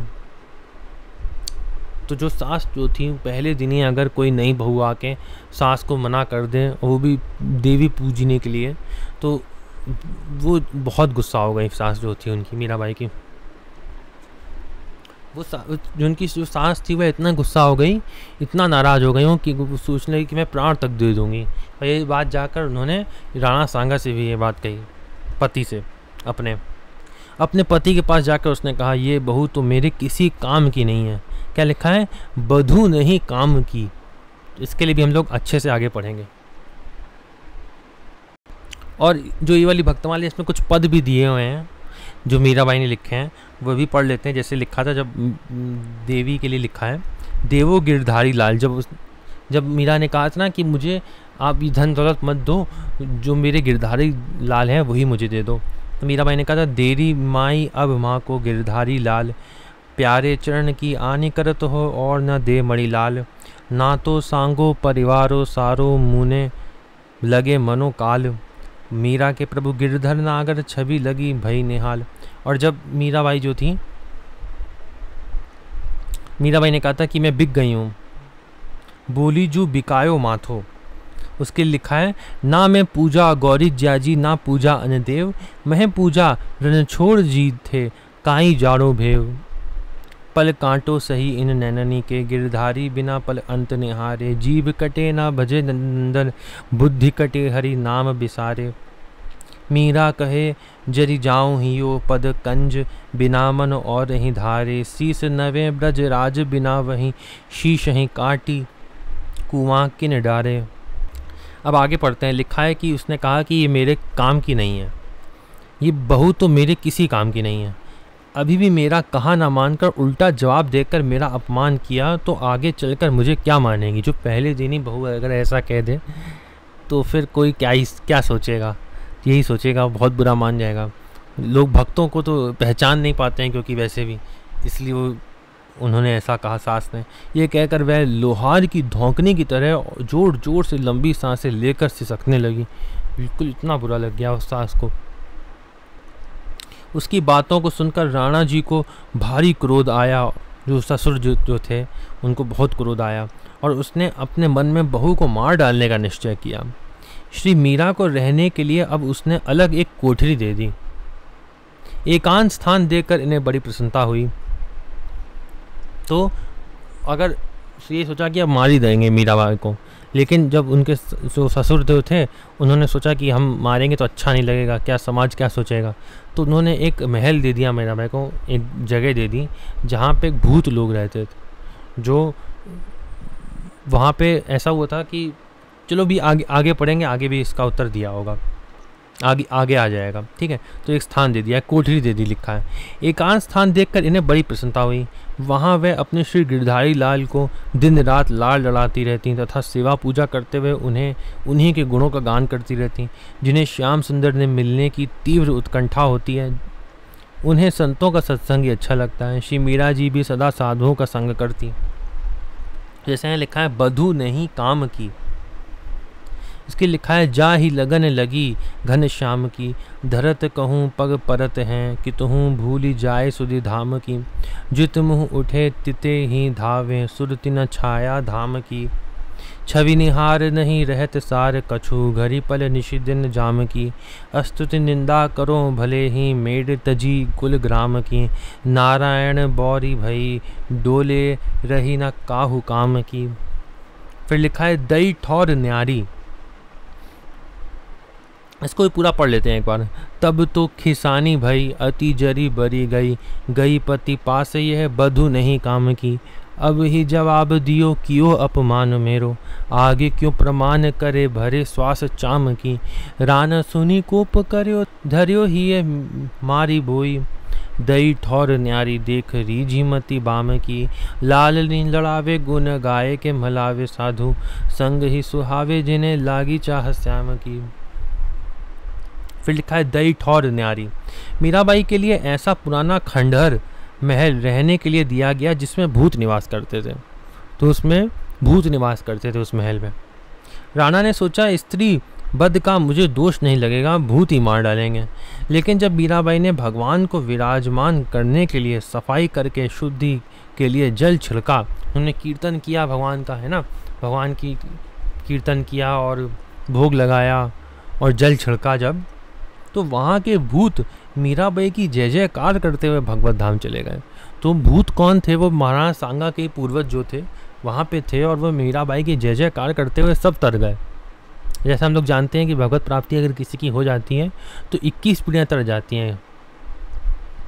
11 और 10 जो हैं वो पीढ़ियाँ माता की साइड की और पिता की साइड की वो भी तर जाती हैं। ऐसा क्यों होता है लेकिन कि तर जाती हैं? ऐसा इसीलिए होता है कि जब संत जो होते हैं वो उन्हीं के घर में प्रकट होते हैं जहाँ पे कई पीढ़ियों से पूजा हो रही होती है और कई पीढ़ियों से शास्त्र अध्ययन जहाँ पे हो रहा होता है वहीं पे संत जो होते हैं वह आते हैं। संत संतान उन्हीं के घर में आती है जहाँ पे बहुत समय से भगवत भजन होता है, जहाँ वैष्णव होते हैं वहीं पे संत आते हैं। जैसे हम लोग ने, अगर आपने प्रेम भिक्षु जी महाराज जी का भी चरित्र पढ़ा होगा तो उनके भी पिता जो थे उनको स्वप्न में राम जी आए थे, उन्होंने कहा था कि तुम्हारे घर संत आएंगे।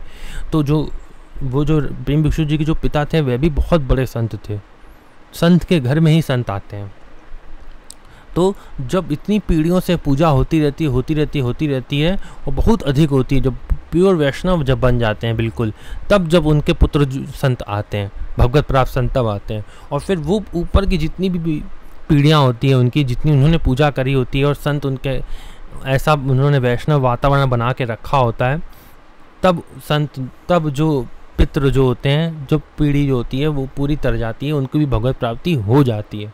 और अगर कोई ऐसे पीढ़ी में करते करते पापी लोग आ रहे हैं, ठीक है, संत लोग नहीं आ रहे हैं और अधोगति की तरफ अगर पीढ़ी जा रही है, तो जो उनके पितर जो होते हैं वह अगर स्वर्ग में भी है ना तो वो भी नरक में चले जाते हैं। ऐसा मैं अपने मन से नहीं कह रहा हूँ, ये गरुड़ पुराण में भी लिखा हुआ है ये बात, कि जहाँ पे जिस परिवार में जो मांस भक्षण करते हैं, ऐसा लिखा है गरुड़ पुराण में, कि जहाँ पे जो मांस भक्षण करते हैं ना उनके पितर अगर स्वर्ग में भी है ना तो वो भी नरक में शिफ्ट हो जाते हैं, उनको भी नरक में डाल दिया जाता है कि तुमने ऐसे उनको संस्कार दिए तब वो लोग मांस भक्षण कर रहे हैं, तुम्हारी वजह से ऐसा हुआ है कि तुमने क्या शिक्षा दे के गए हो तुम।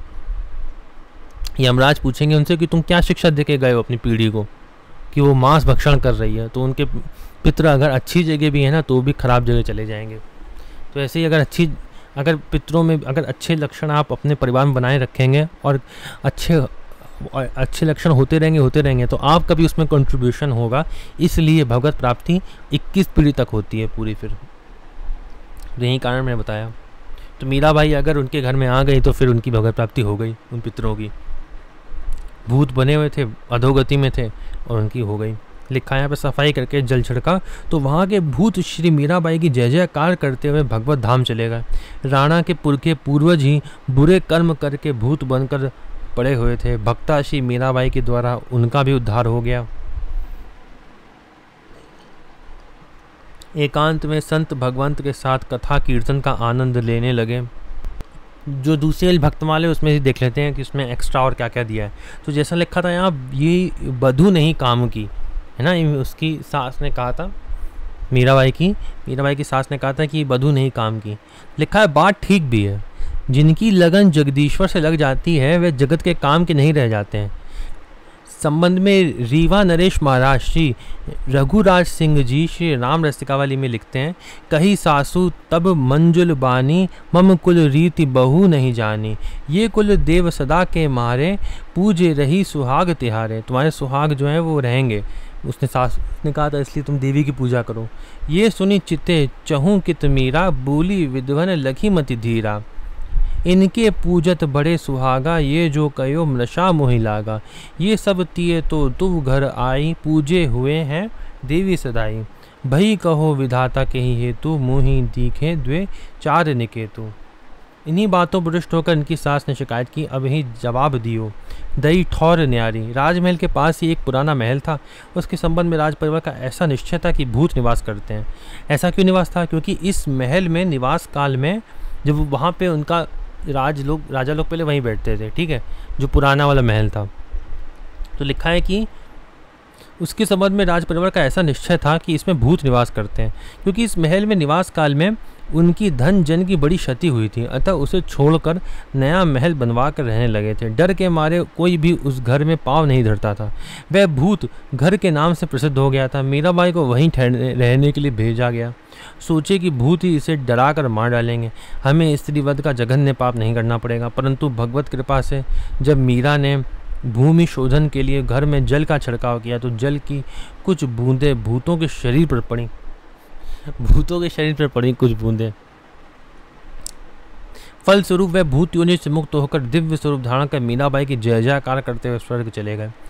अब मीराबाई का दर्शन कर उनके कर कमल से छिटकी जल की बूंदों का स्पर्श पाकर पाप मुक्त हो गए। मीराबाई भी बड़ी प्रसन्न हुई कि चलो अच्छा हुआ, एकांत बासा न झगड़ा न जासा।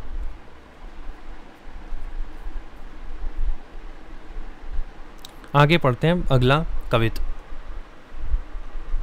श्री मीरा जी को संतों का संग करते देखकर किसी दिन उनकी ननद, जिसका नाम ऊदाबाई था, जो हम लोग पहले पढ़ चुके हैं, उसने आकर कहा, भाभी तुम समझती क्यों नहीं हो, साधुओं से प्रेम करने में कुल को बड़ा भारी कलंक लगता है।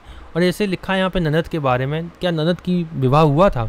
विवाह उसका हुआ भी था, वैसे ननद का, संत लोग ऐसा कहते हैं, विवाह हुआ भी था, लेकिन वो तब भी यहीं रहती थी। वो किसी कारणवश तब भी यहीं रहती थी, उसका विवाह हो चुका था, ठीक है। तो उसने क्या कहा कि कुल को बड़ा भारी कलंक लगता है संतों के साथ। राणा जी देश के राजा हैं, तुम्हारे इस स्वच्छंद आचरण से उन्हें लज्जित होना पड़ रहा है और तुम्हारे पितृकुल की जो रीति है वह भी नष्ट हो रही है। इसलिए मेरी बात मान लो, साधुओं का संग करना शीघ्र ही छोड़ दो। श्री मीरा जी ने उत्तर में कहा, मेरे प्राण सदा साधुओं के साथ लगे रहते हैं, इसलिए उनके प्रसंग में मुझे अपार सुख प्राप्त होता है। मेरे आचरणों से जिसे दुख होता हो उसे मुझसे बिल्कुल अलग रखो। इनकी ये बात सुनकर राणा ने दयाराम पंडा के हाथ एक कटोरा भरकर विष भगवत चरणामृत कहकर भेज दिया। तो यहाँ जो राणा लिखा है वह किसके लिए लिखा है? वह अब जो है ना, भोजराज जी की मृत्यु हो चुकी है और जो बीच के जो भाई थे रत्न सिंह, उनकी मृत्यु हो चुकी है। अब विक्रम जो है वह राजगद्दी पे हैं। अब उन्होंने विष भेजा है मीरा के लिए, ठीक है। जो मृत्यु हुई थी उसका कारण हम लोग पहले ही पढ़ चुके हैं। तो लिखा है कि एक कटोरा विष भगवत चरणामृत कहकर भेज दिया। श्री मीरा जी ने प्रसन्नता पूर्वक पी लिया। पी लेने के बाद इनके अंग में एक विशेष प्रकार की कांति दिखाई पड़ने लगी। श्री द्वारका जी में श्री रणछोड़ भगवान की मूर्ति के मुख से जहर का झाग निकला। तो यहाँ मीराबाई ने विष पिया और जहर का झाग द्वारका में निकला भगवान के। ऐसा भी कहा जाता है कि भगवान और भक्त जो होते हैं वो एक ही हो जाते हैं बिल्कुल। कवित पढ़ लेते हैं। आय के ननंद कहे गहे किन चेत भावी, साधुनी सोहेत में कलंक लागे भारी है। राणा देशपति लाजे बाप कुल रीति जात, मानी लीजे बात बेगी संग निर्वारिय। लागे प्राण साथ संत पावत अनंत सुख, जाको दुख होए ताको नीके करी टारिये। सुने के कटोरा भरी गरल पठाए दियो, लियो करी पान रंग चढ़ो यु निहारिये। मीराबाई ने जो जवाब दिया था उदाबाई को, वह यहाँ पे भी दिया हुआ है। मीराबाई ने दो टूक जवाब दिया। बरजी में काहू की नाही रहूं, सुनौरी सखी तुम चेतन होई के मन की बात कहूँ। साधु संगति करी हरि सुख लेऊं, जग सु दूरी रहूं। तन धन मेरो सब ही जावो, भली मेरो शीस लहूं। मन मेरो लागो सुमिरन से ही, सबका मैं बोल सहूं। मीरा के प्रभु हरि अविनाशी, सद्गुरु शरण गहूं। कटोरा भरी गरल पठाए, जो विष जो दिया था उसके लिए लिखा है। राणा का खास मुसाहिब बीजा वर्गीय जाति का एक महाजन था। उसकी सलाह से राणा ने दयाराम नामक पंडा के हाथ मीराबाई के पास विष का प्याला चरणामृत कहकर भेजा। श्री मीराबाई ने चरणामृत सुनकर उसे पी लिया, परंतु श्री हरि कृपा से उन पर विष का कुछ भी प्रभाव नहीं पड़ा। कहते हैं कि जिस समय मीराबाई ने विषपान किया था उस समय श्री द्वारका जी में रणछोड़ भगवान की मूर्ति के मुख से झाग निकलता दिखाई पड़ा। उस समय मीराबाई ने यह पद गाया था, राणा जी जहर दियो हम जानी, जैसे कंचन दहत आगनी में निकसत बारा बाणी, लोक लाज कुल कान जगत की दई बहाय जस पानी, अपने घर का पर्दा कर ले मैं अबला बौराणी, तरकस तीर लग्यो मेरे हिरणे गरक गयो सनकाणी, सब संतन पर तन मन वारू चरण कमल लपटाणी, मीरा के प्रभु राखी लई हैं दासी अपनी जानी। और संतों से मैंने भी सुना है कि जब जहर का कोई असर नहीं हुआ था तब राणा ने वो जहर उसी को पीने के लिए कहा था जिसने वो जहर दिया था, और वो जब उसने जहर पिया तब वह मृत हो गया, मृत्यु हो गई उसकी। तब जो उसके घर वाले थे वह मीरा के पास ले आए थे और कहा कि मीराबाई देखो क्या हो गया। तब मीराबाई ने उसको जीवित कर दिया था, ऐसा संत लोग कहते हैं। जो वैद्य जो था जिसने भी वो दिया था विष, वह स्वयं पी के मृत हो गया था। मीराबाई ने उसको जीवित कर दिया था जब उसके घर वाले उसके मृत शरीर को लाए थे। ठीक है।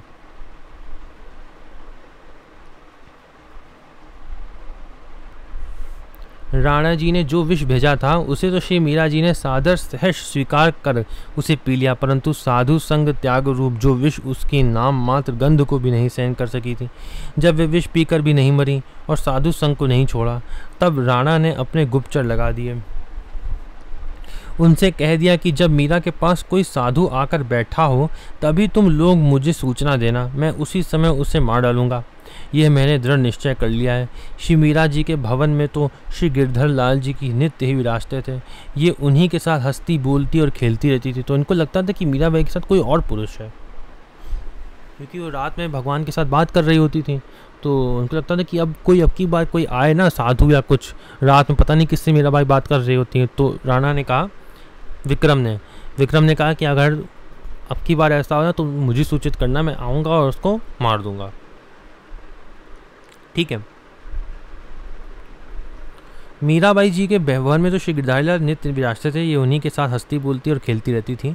चौपर खेलूं पीव संग बाजी राखूं जीव, ये मीराबाई ने कहा है। हारूं तो मैं पीव की, जीतूं तो मम पीव। एक दिन हंसने बोलने की प्रिय ध्वनि गुप्तचरों के कानों में पड़ी। उन्होंने झट राणा को खबर कर दी। सुनते ही राणा अत्यंत अधीर हो गए, बिल्कुल वो गुस्से में आए। तलवार लेकर जल्दी जल्दी दौड़ते आए और द्वार पर उन्होंने पुकार कर कहा, किवाड़ खोलो। श्री मीरा जी ने किवाड़ खोल दिए। ठीक है, किवाड़ खोल दिए उन्होंने। राणा को कोई साधु नहीं दिखलाई पड़ा, वहाँ अकेली वही थी। ठीक है, लेकिन उसको थोड़ा अलग सा लगा जब राणा अंदर, उसने दरवाज़ा खोला और अंदर गया वो, तो उसको थोड़ा अलग सा लगा। गरल पठायो सो तो शीस ले चढ़ायो संग, त्याग विश्व भारी ताकि झार न संभारी है। राणा ने लगायो चर बैठे साधु डिग ढर, तब ही खबर कर मारो यह धारी है। राजे गिरधारी लाल तिन्ही सो रंग जाल, बोलत हसत ख्याल कान परी प्यारी है। जाय के सुनाई भई अति चप लाय आयो, लिए तरवार देख की वार खोल न्यारी है। राणा ने फटकारते हुए उनसे पूछा, मीराबाई से पूछा उसने, राणा ने, जिसके प्रेम रंग में तू रंगी है, जिसके साथ हंस बोलकर अनेक प्रकार से रमण कर रही थी, वह मनुष्य कहाँ गया, मुझे जल्दी बता। राणा ने ऐसा कहा। श्री मीरा ने श्री ठाकुर जी की ओर संकेत करके कहा, वह मेरे प्राणनाथ पुरुषोत्तम तुम्हारे सामने ही तो विराजमान रहे हैं, वह तुमसे लज्जा नहीं करते हैं। अब आप भी आंखें खोल कर देख लो। तो मीराबाई ने क्या कहा? मीराबाई ने कहा कि देखो भगवान तुम्हारे सामने ही तो बैठे हैं, आँख खोल कर देख लो। जो माया की पट्टी पड़ी है, जो जिससे हम लोग भगवान का दर्शन नहीं कर पाते हैं, उसको हटा कर भगवान को देखो। मीराबाई ने कहा, आंखें खोल कर देखो,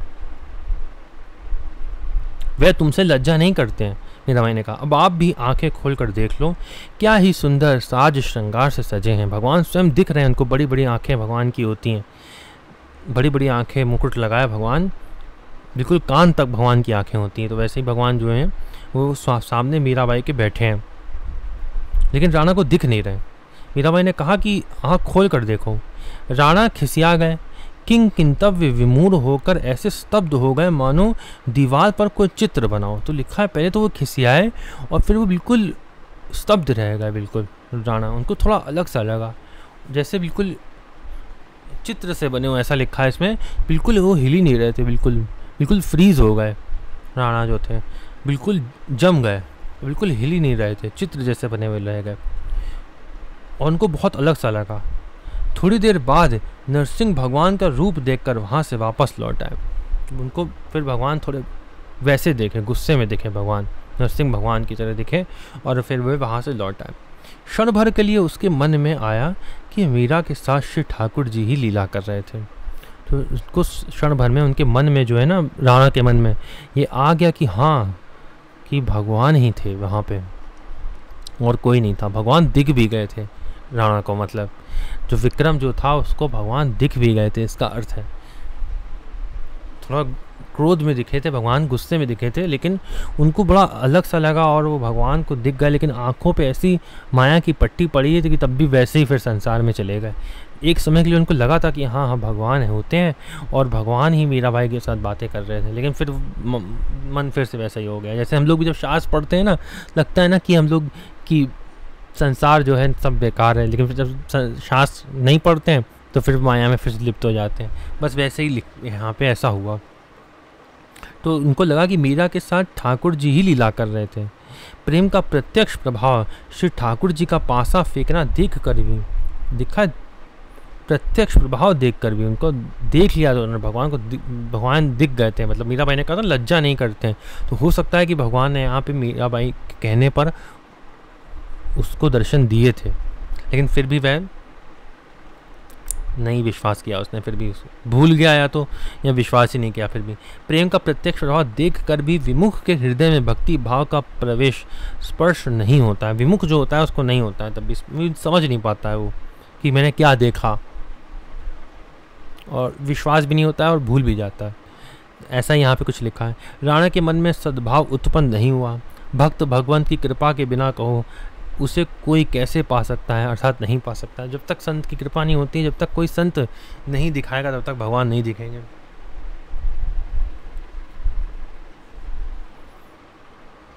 दूसरी भक्तमाल जो है उसमें भी कुछ आगे लिखा है कि जैसे राणा ने पूछा जब कि तुम किसके साथ राग रंग में लगी हुई थी, वह पुरुष कहाँ है, तो मीराबाई ने उत्तर दिया था कि वह पुरुष नहीं था, पुरुषोत्तम थे और तुम्हारे आगे ही विराजमान है। फिर मीरा ने यह पद गाया, राणा जी मैं तो सांवरे रंग राती, जिनकी पिया परदेश बसत है, वह लिख लिख भेजे पाती।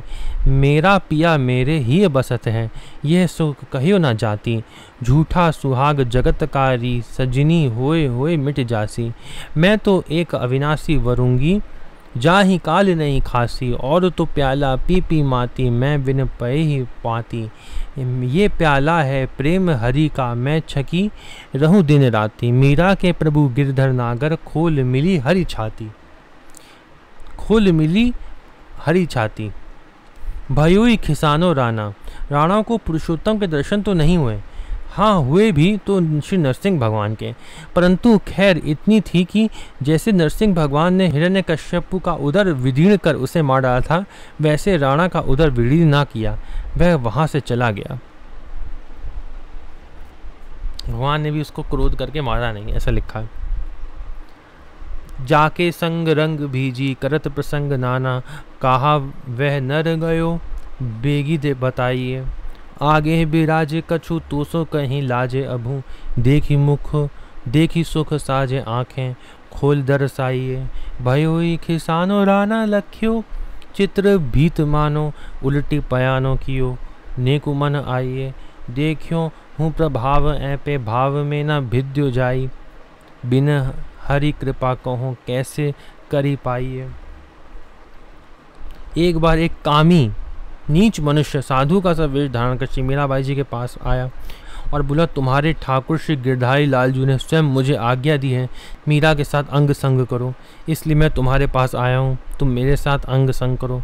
ऐसी बात जब उसने कही तो श्री मीरा जी ने उत्तर दिया कि आज्ञा स्वीकार है, परंतु प्रथम अपना आप भोजन कीजिए, फिर आपकी यथोचित सेवा होगी। उसने भोजन किया पश्चात श्री मीरा जी ने संतों के बीच में शैया बिछाकर उस विषयी पुरुष को बुलाकर कहा, मेरे ठाकुर जी ने जैसी आज्ञा आपको दी है वैसा ही कीजिए। मैं बड़े भारी संकोच में पड़ गया। तब पुनः मीरा जी ने कहा, अब आप किसका संकोच और किसकी शंका कर रहे हैं? निशंक होकर रसास्वादन कीजिए। ऐसी बात सुनते ही उसका मुख सफ़ेद उदास हो गया। श्री मीरा जी की भक्ति के प्रताप से उसकी विषय वासना सर्वथा दूर हो गई। वह तत्काल पैरों में गिर गया और रोता हुआ बोला, अब आप मुझे भक्ति का दान दीजिए। विषयी कुटिल एक भेष धरी साधु लियो, कियो प्रसंग मोसो अंग संग कीजिए। आज्ञा मो को दई आप लाल गिर धारी अहो, शीस धरी लई करी भोजन हूँ लीजिए। संतनी समाज में बिछाई से जो बोली लियो, संक अब कौन की निसंक रस भीजिए। सेत मुख भयो विषय भाव सब गयो नयो, पायन पे आए मोको भक्ति दान दीजिए। दूसरी वाले भक्तवाल में और भी इसमें कुछ दिया है कि कहते हैं कि इस घटना के पश्चात राणा ने पुनः श्री मीराबाई जी की मृत्यु का एक असफल प्रयास किया। उसने एक पिटारी में महाविषधर सर्प बंद कर यह कहकर भिजवाया कि इसमें श्री शालिग्राम भगवान है, इनकी पूजा करना। श्री मीराबाई जी ने सहर्ष पिटारी अपने हाथ में ले ली, हृदय से लगाई और स्नान करके पूजा के लिए ज्यों ही उसे खोला तो श्री गिरधर लाल जी की कृपा से वे देखते देखते सर्प से शालिग्राम हो गए। तो स्वयं वो जो सर्प था वह स्वयं शालिग्राम बन गए भगवान की कृपा से। उस समय मीरा जी ने यह पद गाया, मीरा मगन भई हरि के गुण गाए। सांप पिटारा राणा भेजो, मीरा हाथ दियो जाए। नहाए धोए जब देखन लागी, शालिग्राम गई पाए। जहर का प्याला राणा भेजा, अमृत दीन बनाए। नहाए धोए जब पीवन लागी, हुई अमर पचाए। सूल सेज राणा ने भेजी, दीजो मीरा सुलाए। साँझ भई मीरा सोवन लागी, मानो फूल बिछाए। मीरा के प्रभु सदा सहाय, राखे विघ्न हटाए। भजन भाव में मस्त डोलती, गिरधर पे बलि जाए। तो जो सांप जो था वो शालिग्राम भगवान जो बन गया था, वह आज भी शालिग्राम जी वह आज भी हैं। निधिवन के पास में ही मंदिर है वृंदावन में, उसमें वह शालिग्राम जी आज भी देख सकते हैं, आप दर्शन कर सकते हैं। मैंने भी दर्शन किया है और वह सच में वह शालिग्राम जी में जैसे सांप के ऊपर जो स्किन की धाराएं होती ना, मतलब जैसी लाइंस होती हैं, वैसी उन शालिग्राम जी में भी है। मैंने उनका दर्शन किया है, आप भी जाके कर सकते हैं और इंटरनेट पे भी देख सकते हैं, किसी न किसी ने डाला होगा। और मेरा टेलीग्राम ग्रुप है, आप उस पर भी देख सकते हैं, मैंने भी वो फ़ोटो डाली है।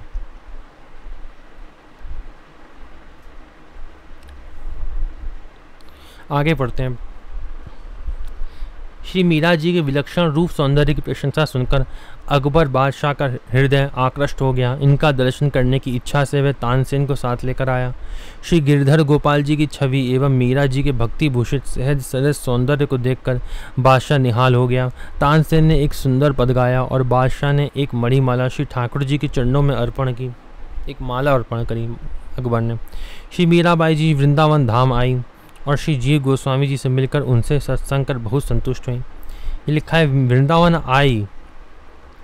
वृंदावन कैसे आई मीराबाई, इसके बारे में हम लोग आगे पढ़ेंगे, ठीक है। अभी आप ये दिमाग में रखिएगा कि मीराबाई वृंदावन आई, कैसे आई ये भी आगे बताएंगे, कैसे वृंदावन पहुंची है। आगे लिखा है श्री जीव गोस्वामी जी से मिलकर उनसे सत्संग कर बहुत संतुष्ट हुई। उनके स्त्री मुख न देखने का प्रण को आपने छोड़ा दिया।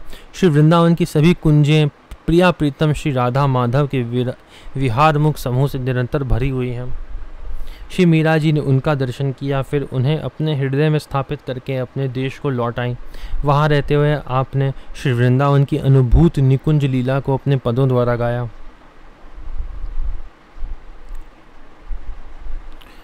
रूप की निकाय भूप अकबर भाई ही लिए संग, तानसेन देखी बेको आयो है। निरकी निहाल भयो छवि गिरधारी लाल, पद सुख जाल एक तब ही चढ़ायो है। वृंदावन आई जीव गोसाई जूसों मिली झिली, तिया मुख देखिन बेको पन ले छुटायो है।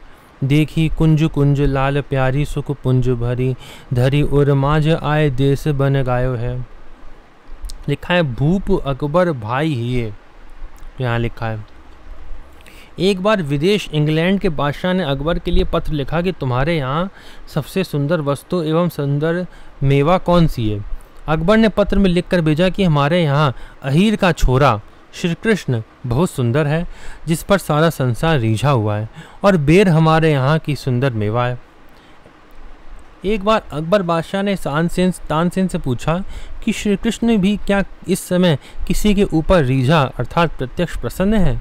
तानसेन ने मीराबाई का परिचय दिया। तानसेन जो थे वे भी ब्राह्मण थे, ठीक है, लेकिन वे किसी धन की कमी के कारण वह इनके अकबर के यहाँ पे चले गए थे, ठीक है। फिर इनका विवाह भी मुस्लिम रीति से हुआ था। इनकी भी 2 पत्नियां थीं, ठीक है। वे भी वैसे पहले ब्राह्मण ही थे और भगवान के बहुत अच्छे अच्छे भजन गाते थे तानसेन जी भी। इसलिए जो हमारा संगीत जो था, सनातन धर्म का जो संगीत विद्या थी, वह इसलिए इस्लाम धर्म में चली गई थी तानसेन की कृपा से ही, ठीक है। फिर आगे पढ़ते हैं। तानसेन ने श्री मीराबाई का परिचय दिया। तब दोनों साधु का वेश धरकर श्री ठाकुर जी एवं मीरा जी के दर्शन करने आए। तानसेन ने एक पद गाया। तानसेन ने बहुत अच्छा भगवान का पद गाया, वह यहाँ पे दिया हुआ है। सुमिरन हरि का करो रे, जासो होए भव पार, यही सीख जान मान कहो है पुराण। मैं भगवान आप कर तार, दीन बंधु दया सिंधु पतित पावन, आनंद कंद तू से कहत हूँ पुकार। तानसेन कहे निर्मल सदा रहिए, नरदेही नहीं बार बार नहीं मिलेगा मनुष्य दे, तो निर्मल रहिए, भजन में कहा तानसेन ने। मीरा के मना करने पर भी अकबर ने एक मणिमाला श्री ठाकुर जी के चरणों में अर्पण करके चला गया। इनकी ननद उदाबाई ने राणा विक्रम से मणिमाला को देखकर शिकायत कर दिया। माला की बारीकी से फिर माला वो ले आए, राजा को दी और माला को बारीकी से देखा गया। जांच करने से पता चला कि प्रत्येक मणि पर अकबर का नाम लिखा है, उसमें अकबर अकबर अकबर लिखा था। उस समय राजपूतों से अकबर का बैर चल रहा था।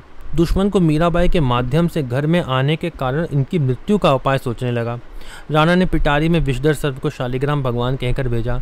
मीराबाई ने जब पिटारी खोली तो सचमुच शालिग्राम के रूप में भगवान ने प्रकट होकर दर्शन दिया। सूली की शैया भेजी तो फूल हो गए। जब सारे उपाय व्यर्थ चले गए, जैसे प्रहलाद जी में था ना, कुछ वैसा यहाँ पे भी है, तब इनके श्री गिरधर गोपाल जी को ही इनसे जबरदस्ती छीनकर गहरे सरोवर में फेंक दिया। अब मैं बताता हूँ कि अब मीराबाई जो थी वह वृंदावन कैसे पहुँची थी। तो आप अगर फिल्में देखेंगे, अगर जो मीराबाई के ऊपर बनी, मीराबाई की जो फिल्में आप अगर टीवी पे देखेंगे, सीरियल में देखेंगे, तो आपको दिखेगा कि मीराबाई जाती हुई दिखेंगी, आपको वृंदावन पैदल चलती हुई दिखेंगी या किसी पालकी में दिखेंगी जाती हुई। लेकिन सच क्या लिखा है भक्तमाल में, मीराबाई वृंदावन कैसे पहुंची थी, देखे क्या लिखा है। जब सारे उपाय व्यर्थ चले गए तब इनके श्री गिरधर गोपाल जी को ही इनसे जबरदस्ती छीन कर गहरे सरोवर में फेंक दिया। प्रेम दीवानी मीरा भी श्री ठाकुर जी के साथ ही सरोवर में कूद गई। श्री ठाकुर जी की तत्काल इनकी छाती से आ लगे और ऐसी लीला की कि मीरा कूदी थी चित्तौड़ में और आकर वृंदावन धाम श्री यमुना जी में प्रकट हुई। तो मीराबाई कैसे वृंदावन पहुंची? कूदी कुएं में चित्तौड़ में और निकली यमुना जी में सीधे। ऐसे मीराबाई पहुंची है वृंदावन, ऐसे गई थी मीराबाई वृंदावन।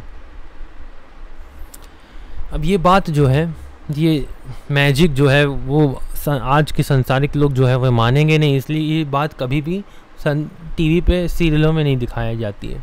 टीवी में तो ये दिखाई थी कि मीराबाई पालकी में बैठकर वृंदावन गई, लेकिन भक्तमाल में तो यही लिखा है।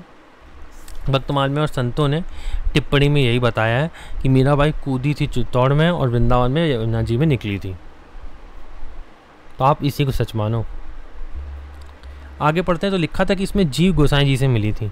तो श्री वृंदावन में प्रकट होकर मीराबाई जी श्री जीव गोसाई जी के दर्शन करने गई। श्री जीव गोसाई जी का नियम था कि किसी स्त्री का मुख नहीं देखूंगा। सेवकों के कहने पर मीराबाई ने कहा, श्री वृंदावन में एक पर पुरुष श्री कृष्ण हैं और सब गोपी हैं, दूसरे पुरुष का यहाँ प्रवेश ही नहीं है। उन्होंने कहा ना कि इनके पहले तो मीराबाई जब उनसे मिलने गई जीव गोस्वामी जी से, तब उनके जो शिष्य लोग थे उन्होंने जाके कहा कि कोई आपसे मिलने आया कोई स्त्री। उन्होंने कहा कि हम स्त्री का मुख देखते ही नहीं है, उन्होंने प्रतिज्ञा कर रखी थी। तब मीराबाई ने कहा कि श्री वृंदावन में एक पुरुष श्री कृष्ण है और सब गोपी हैं, दूसरे पुरुष का यहाँ प्रवेश ही नहीं है, क्योंकि शिव जी को भी गोपी बनकर आना पड़ा। यहाँ दूसरा पुरुष कौन आ गया है? मीराबाई ने कहा और कोई पुरुष कौन आ गया है यहाँ पे दूसरा वृंदावन में? सभी गोपी हैं यहाँ तो शिव जी को भी गोपी बन के आना पड़ा, तो और कौन सा पुरुष आ गया है यहाँ पे?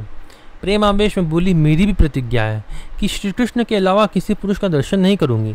ऐसी बातें सुनकर सेवकों ने श्री जीव गोसाई जी को बताया तो तुरंत निकलकर गोपी अवतार जानकर श्री मीराबाई जी से मिले। तब वे जान गए कि मीराबाई है। मीराबाई जैसे पुत्री पिता से भेंटती है वैसे ही श्री जीव गोसाई जी से मिली। हरिराम व्यास जी श्री व्यासवाड़ी में कहते हैं, मीराबाई बिन को भक्तनि पिता जान उड़लावे। हरिराम व्यास जी ने कहा है। ललिता जी ने श्री मीराबाई जी को श्री वृंदावन की समस्त कुंजों का दर्शन कराया। तो किसने कराया समस्त कुंजों का दर्शन? स्वयं ललिता सखी ने। वन गायो है, तो मीराबाई ने यह भजन भी गाया था जो आपने अवश्य ही सुना होगा। मैं पढ़ लेता हूँ उसको, क्या लिखा है। आली माने लागे वृंदावन नी को, घर घर तुलसी ठाकुर पूजा दर्शन गोविंद जी को। निर्मल नीर बहुत जमुना में भोजन दूध दही को, रत्न सिंहासन आप विराजे मुकुट धरे तुलसी को। कुंजन कुंजन फिरत राधिका सबद सुनत मुरली को। मीरा के प्रभु गिरधर नागर भजन बिना नर फीको। मीराबाई ने भजन गाया। और दूसरी भक्तमाल में भी देख लेते हैं, इसमें और भी कुछ बातें लिखी हुई हैं, उसको भी अच्छे से पढ़ ले रहे हैं।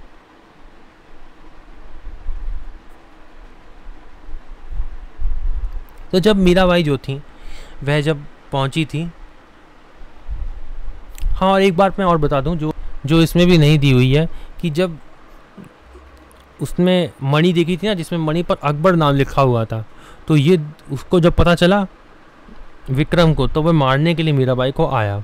और जब उसने उस मणि को उसने जब देखा तो उसको भगवान ने ऐसा मुंह में डाल दिया कि उसको अकबर की जगह गिरधर दिखाई पड़ा उस मणि में। जब उसने मणि को उठा के देखा, उसको जो चढ़ाई थी जिसमें अकबर लिखा था, तो उसको गिरधर दिखा। तो जब उसको ऐसा दिखा तब वह मारने का विचार छोड़कर मीराबाई को वापस चला गया। तो ऐसा भी संत लोग कहते हैं। और यहाँ पे क्या लिखा है दूसरी भक्तमाल में कि जब मीराबाई जो थी वो वृंदावन पहुंची थी, तो कहते हैं कि श्री वृंदावन प्रकट होकर श्री मीराबाई ने पूछा, अरे भाई यहाँ कोई दीपक है क्या? उत्तर देने वाले ने कहा, यहाँ सब दीपक ही हैं। दीपक का अर्थ क्या लिखा है? दीपक तात्पर्य हृदय के अज्ञान रूपी अंधकार को दूर कर ज्ञान रूपी प्रकाश प्रदान करने वाला, अर्थात भगवत साक्षात्कार प्राप्त सिद्ध पुरुष। कोई गुरु है क्या? उन्होंने ऐसा पूछा, मतलब कोई भक्त है, संत है? मीराबाई ने पूछा। दीपक का कहने का अर्थ है। तो बताने वाले ने कहा कि यहाँ सभी दीपक हैं। फिर इन्होंने पूछा किसी समीपस्थ का नाम बताओ। तब उस व्यक्ति ने कहा कि यहीं समीप में श्री जीव गोस्वामी पाद रहते हैं। इन्होंने ना जाने कितने जनों के हृदय अंधकार को दूर किया है। श्री मीराबाई तुरंत श्री जीव गोस्वामी पाद की भजन स्थली पर पहुंची और उनके सेवक से प्रार्थना की कि मैं पूज्य श्री गोस्वामी जी से मिलना चाहती हूँ। सेवक के प्रार्थना करने पर श्री जीव गोस्वामी जी ने विवशता प्रकट करते हुए कहा कि मैंने तो प्रण कर लिया है कि कभी भी स्त्री का मुख नहीं देखूंगा। सेवक ने आकर ज्यों का त्यों, जैसा उन्होंने बताया था कि कभी स्त्री का मुख नहीं देखूंगा, ये ज्यों का त्यों मीराबाई को आकर बता दिया। बाकी मीराबाई के सामने दोहरा दिया। उसे सुनकर श्री मीराबाई को प्रेमावेश हो आया और उसी आवेश में बोली कि मैंने भी श्री कृष्ण को छोड़कर अन्य किसी पुरुष का मुख न देखने का प्रण ठान रखा है। फिर वृंदावन धाम तो श्री कृष्ण का नित्य के लिए विलास स्थल है। यहाँ पर तो अनंत गोपियों के बीच पुरुष एकमात्र श्री कृष्ण ही हैं। तो यहाँ पे क्या है कि रास में अनंत गोपियों के बीच में एकमात्र श्री कृष्ण ही पुरुष होते हैं। अन्य पुरुष का तो यहाँ प्रवेश ही नहीं है वृंदावन में। भगवान शिव तो तक को गोपी बनने पर ही प्रवेश मिला, फिर ये दूसरे पुरुष कहाँ से आ गए जो स्त्री का मुख न देखने का प्रण कर बैठे हैं। मैं अभी स्वामिनी श्री राधा रानी से पूछती हूँ कि आपके रहस्य स्थल में इस दूसरे पुरुष का प्रवेश कैसे हो गया? मीराबाई ने कहा। सेवक ने तुरंत श्री जीव गोस्वामी से जाकर मीराबाई की यह आवेशोक्ति कही, जिस सुनते ही श्री गोस्वामी पास समझ गए कि किसी गोपी का अवतार हो गया है। फिर तो वे तुरंत अपने प्रण का परित्याग करके श्री मीराबाई से मिले। उन्हें देखकर श्री मीराबाई उनसे वैसे ही लिपट गई जैसे पुत्री पिता से भेंटती हैं। इस बात का बड़ा ही सुंदर संकेत श्री वृंदावन के परम रसिक श्री हरिराम व्यास जी ने बताया। ये बाकी हम लोग पढ़ ही चुके हैं।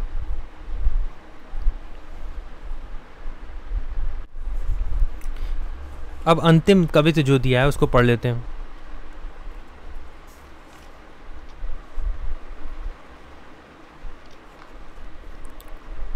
राणा की द्वेष बुद्धि देखकर, फिर राणा जो थे वो समय समय पर कोई ना कोई उत्पात करते रहते थे मीराबाई के लिए, मीराबाई को मारने के लिए।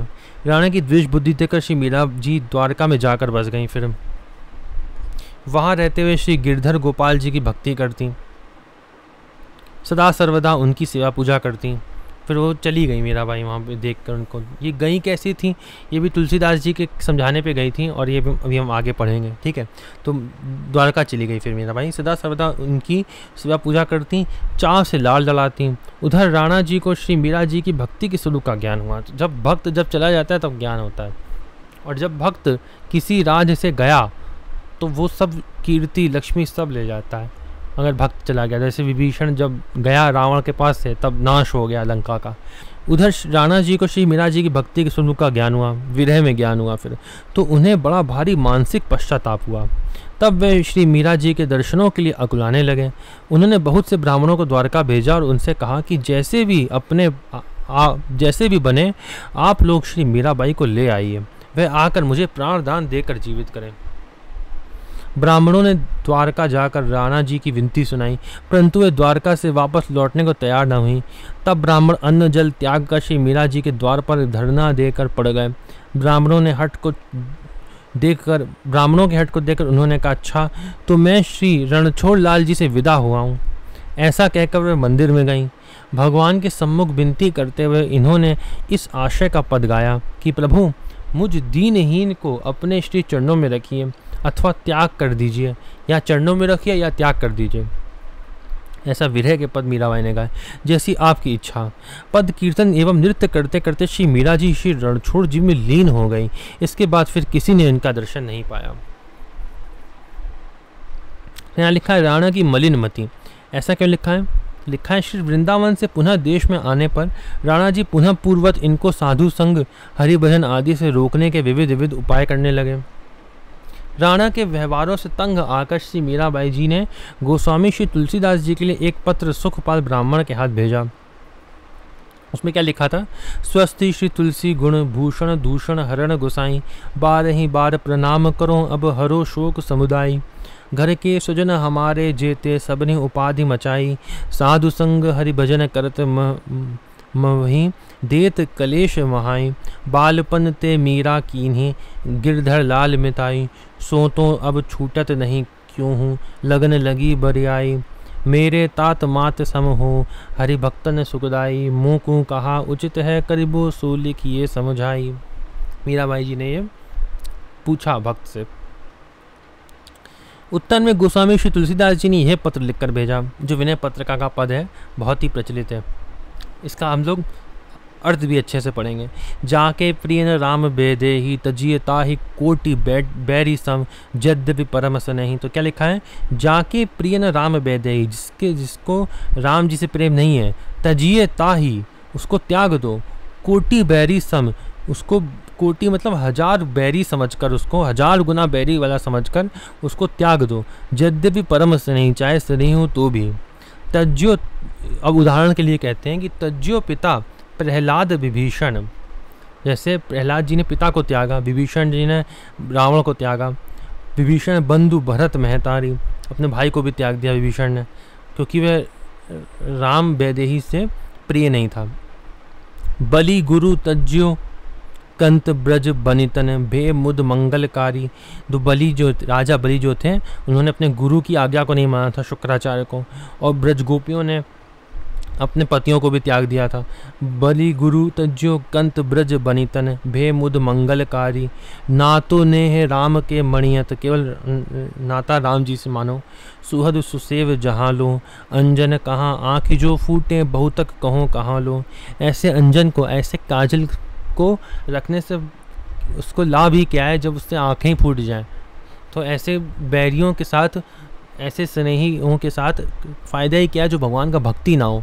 तो आप भी अवश्य बात रखिएगा ध्यान में कि अपने मित्र को, अपने आसपास वाले लोगों को तभी रखिएगा जब वह भक्त हो, जब वे वैष्णव हो, तभी उनसे मित्रता रखिएगा। अगर वो वैष्णव नहीं है तो उनसे मित्रता करने का कोई फ़ायदा नहीं है। तो वैसे ही यहाँ पे लिखा है, देखिए जासो होए स्नेह राम पद। ये अंजन कहा आँख जो फूटे, ऐसा अंजन का लगाने का, ऐसा काजल लगाने का फ़ायदा ही क्या है कि जब आँख ही फूट जाए। अंजन कहा आँख जो फूटे, बहु तक कहो कहाँ लो। तुलसी सो भांति परम हित, पूज्य प्राणते प्यारो। जासो हुए स्नेह राम पद, ए तो मतो हमारो। जिसको स्नेह मतलब प्रेम है राम पद से, ऐसे लोगों से ही अपने पास में मित्रता रखो, मतलब ऐसे लोगों के साथ ही रहो। वरना बाकी जिनको राम वैदेही प्रिय नहीं है, उनको कोटी बैरी के समान त्याग दो। तुलसीदास जी ने ऐसा विनय पत्रिका का ये पद है, बहुत अच्छा। ये लिखकर तुलसीदास जी ने मीरा जी को भेजा। सो जननी सो पिता सोई, भ्रात सो भामिनी सो, सुत सो हित मेरो। सोई सगो सो सखो, सोई सेवक सो, गुरु सो सुर साहिब चेरो। सो तुलसी प्रिय प्राण समान, कहाँ लो बनाए कहो बहुतेरो। जो तजी देह को गेह को, नेह सने सो राम को होई सबेरो। ये श्री तुलसीदास जी के उपदेश को प्राप्त करके चित्तौड़ छोड़कर मीराबाई द्वारका चली आई। भक्तापराध से चित्तौड़ में, देखो भक्तापराध हो गया ना, फिर जब जैसे मैंने बताया विभीषण जी छोड़ के चला गया, भक्त जब चला जाता है तो भक्तापराध हो जाता है। भक्तापराध हो गया उनके, तो सब उनकी जितनी कीर्ति थी, सुख चैन शांति सब भक्तों से ही होती है। जहाँ पे भक्त होते हैं, जिस राज्य में, जिस क्षेत्र में, जिस गांव में भक्त होते हैं, वही राज्य संपन्न, सुख शांति लक्ष्मी सब वहीं पे होती है। इसका मतलब, हाँ, इसका मतलब आप जो सोच रहे हैं वो वही है कि जहाँ पे भी सुख शांति होती ना, जहाँ पे भी, वहाँ पे भक्त ही होगा, उसी के कारण होगी। अगर वह भक्त छोड़कर चला गया तो वहाँ पे सब कुछ समाप्त हो जाएगा, सब कुछ खत्म हो जाएगा। तो श्री तुलसीदास जी के उपदेश को प्राप्त करके चित्तौड़ छोड़कर श्री मीराबाई जी द्वारका चली गई। भक्तापराध से चित्तौड़ में राजा प्रजा सभी संकटग्रस्त हो गए। तब पुनः मीराबाई को चित्तौड़ में बुलाने के लिए ब्राह्मणों को राणा ने द्वारका भेजा। फिर यहाँ लिखा है लीन भई, उसके लिए लिखा है जब भगवान से आज्ञा लेने के लिए गई तो मीराबाई ने यह पद गाया। सजन सुधी जो जानो त्यों लीजे, तुम बिन मारो न और न कोई कृपा रावरी कीजे। दिन नहीं भूख रैनी नहीं निद्रा, यो तन पल पल छीजे। मीरा के प्रभु गिरधर नागर, मिली बिछुरन नहीं कीजे। नाचत नुपुर बांध के, गावत ले करतार। देखत ही हरि में मिली, तन सम गनी संसार। मीरा को निज लीन किए, नागर नंद किशोर। जग प्रतीत हित, नाथ मुख रहियो चुनरी छोर। ब्राह्मण चुनरी के छोर को लेकर चित्तौड़ लौटे। चुनरी का छोर जो था भगवान में अटका हुआ था, बाकी पूरी मीराबाई जो थी भगवान में समा गई थी। राणा ने पश्चाताप करके चुनरी के छोर को मस्तक पर चढ़ाया और अपने आंसुओं से उसे भिगो दिया। बाकी जो चरित्र दिया हुआ है वह लोग हम पढ़ ही चुके हैं। अंत में कुछ भजन है, वे भी हम लोग पढ़ेंगे। पहले हम लोग ये देख लेते हैं कि और जो दूसरी वाली भक्तमाले गणेश दास जी महाराज वाली, उसमें क्या लिखा है। उसमें और भी एक्स्ट्रा बातें कुछ जो लिखी हैं उसको पढ़ लेते हैं।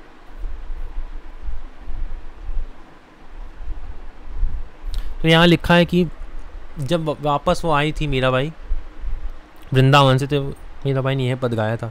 श्री वृंदावन से पुनः देश आने पर राणा जी पुनः पूर्व साधु संग हरिभजन आदि से रोकने के विविध उपाय करने लगे। तब मीरा ने राणा का जवाब देते हुए यह पद गाया। अब नहीं मानू राणा थारी, मैं बर पायो गिरधारी। मणि कपूर की एक गति है, को कहो हजारी। कंकर कंचन एक गति है, गुंज मिरच एक सारी। अनरधड़ी शरणो लीनो, हाथ सुमिरनी धारी। जोग लियो तब क्या दिलगिरी, गुरु पाया निज भारी। साधु संगति है दिल राजी, भई कुदुम सो न्यारी। करोड़ बार समझाओ मोको, चलूंगी बुद्धि हमारी। रतन जटित को टोपा सिर पे, हार कंठ के भारी। चरण घुंघरू धमस पड़त है, मह करा श्याम सो यारी। लाज शरम सभी में डारी, योतन शरण अघारी।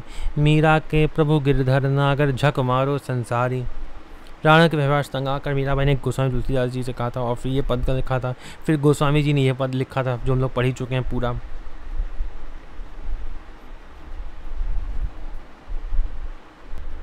फिर मीराबाई जब द्वारका जा रही थी तब मीराबाई ने ये पद गाया था, ये लिखा हुआ है यहाँ पे, राय श्री रण छोड़ दीजो द्वारका में बास, शंख चक्र गदा पद्मधर से मिटे जम की त्रास, सकल तीरथ गोमती के रहत नित्य निवास, शंख झालर झांझ बाजे सदा सुख की रास, तज्जो देसरु बेसहु तजी तज्जो राणा राज, तज्जो राणा राज। देखो तुलसीदास जी ने समझाया था ना यहाँ पे, तजिए ताहि कोटि बैरी सम यद्यपि परमस्त नहीं।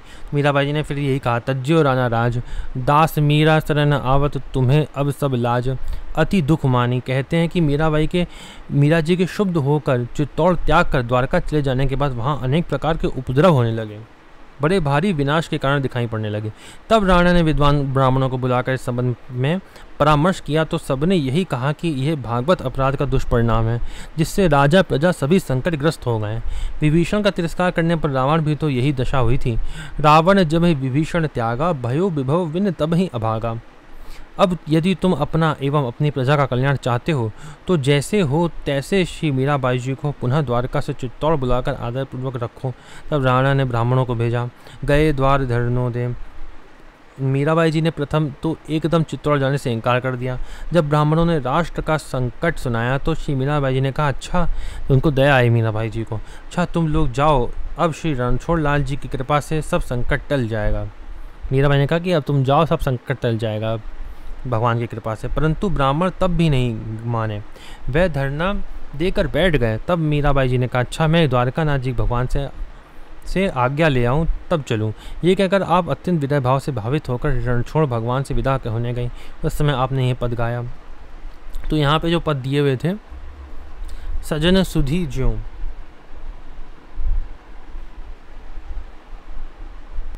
वह यहाँ पे भी दिए हुए हैं, सजन सुधी ज्यों। लेकिन उसके पहले एक पद दिया, वह भी पढ़ लेते हैं। हरि तुम हरहु जन की पीर, द्रौपदी की लाज राखी तब बड़ायो चीर, भक्त कारण रूप नर हरि धरियो आप शरीर, हिरण्य काश्यप मारी लीनो धरियो नाहिन धीर, बूढ़ताम गजराज राख्यो कियो बाहिर नीर, दासी मीरा लाल गिरधर चरण कमल निसीर। फिर बाकी जो पद हैं उसको ही पढ़ लेते हैं। फिर सजन सुधी ज्यों जानो त्यों लीजे, तुम बिन म्हारो और न कोई कृपा रावरी कीजे, दिन नहीं भूख रैन नहीं निद्रा यूं तन पल पल छीजे, मीरा के प्रभु गिरधर नागर मिली बिछुरन नहीं कीजे, अब तो निभाया सरेगी बाह गही की लाज, समृद्ध शरण तुम्हारी सैया सर्व सुधारण काज, भवसागर संसार अपर बल जामे तुम हो जहाज, निर्धारो आधार जगत गुरु तुम बिन होए अकाज, जुग जुग भीर हरि भक्तन की दीनी मोक्ष समाज, मेरा शरण गही चरणन की लाज रखो महाराज। फिर मीराबाई जी सर शरीर लीन हो गई और लिखा है, पुजारियों ने देखा मीरा का शरीर भगवान के श्री विग्रह में एकदम विलीन हो गया, केवल उनकी चुंदरी का छोर भगवान के मुख में निकला हुआ रह गया। मतलब भगवान के मुख में चली गई वो, इससे पता चलता है, क्योंकि जो चुंदरी का जो छोर था वो भगवान के मुख में था, भगवान के मुख से अंदर चली गई वो, भगवान के लीन हो गई, ऐसा लिखा है। भगवान के मुख में निकला हुआ रह गया, सर्वत्र हाहाकार जय जयकार मच गया। ब्राह्मण पछताने लगे, परंतु अब पछताए हुए क्या जब चिड़िया चुग गई खेत। ब्राह्मण उस चुनरी के छोर को ही लेकर चित्तौड़ गए, राणा ने उस पर आंसू से उसको भिगो दिया। बाकी जो चरित्र इसमें दिया हुआ है वो हम लोग अच्छे से पढ़ ही चुके हैं। बाकी इसमें कुछ भगवान मीरा जी के पद दिए हुए हैं, उसको पढ़ लेते हैं। वह यहाँ पे भी 5 भजन दिए हुए हैं, उसको भी पढ़ लेते हैं और फिर बस ये वीडियो समाप्त हो जाएगी। पहला तो भजन लिखा है। वैसे तो मीराबाई के बहुत से रचित पद हैं, एक किताब भी मेरे पास है मीराबाई की, अगर आपको देखनी हो तो मैं किसी दिन वो वीडियो में दिखा सकता हूँ। इसमें मीराबाई के और चरित्र भी हैं और मीराबाई के बहुत अधिक उसमें भजन दिए हुए हैं। पहले इनको पढ़ लेते हैं।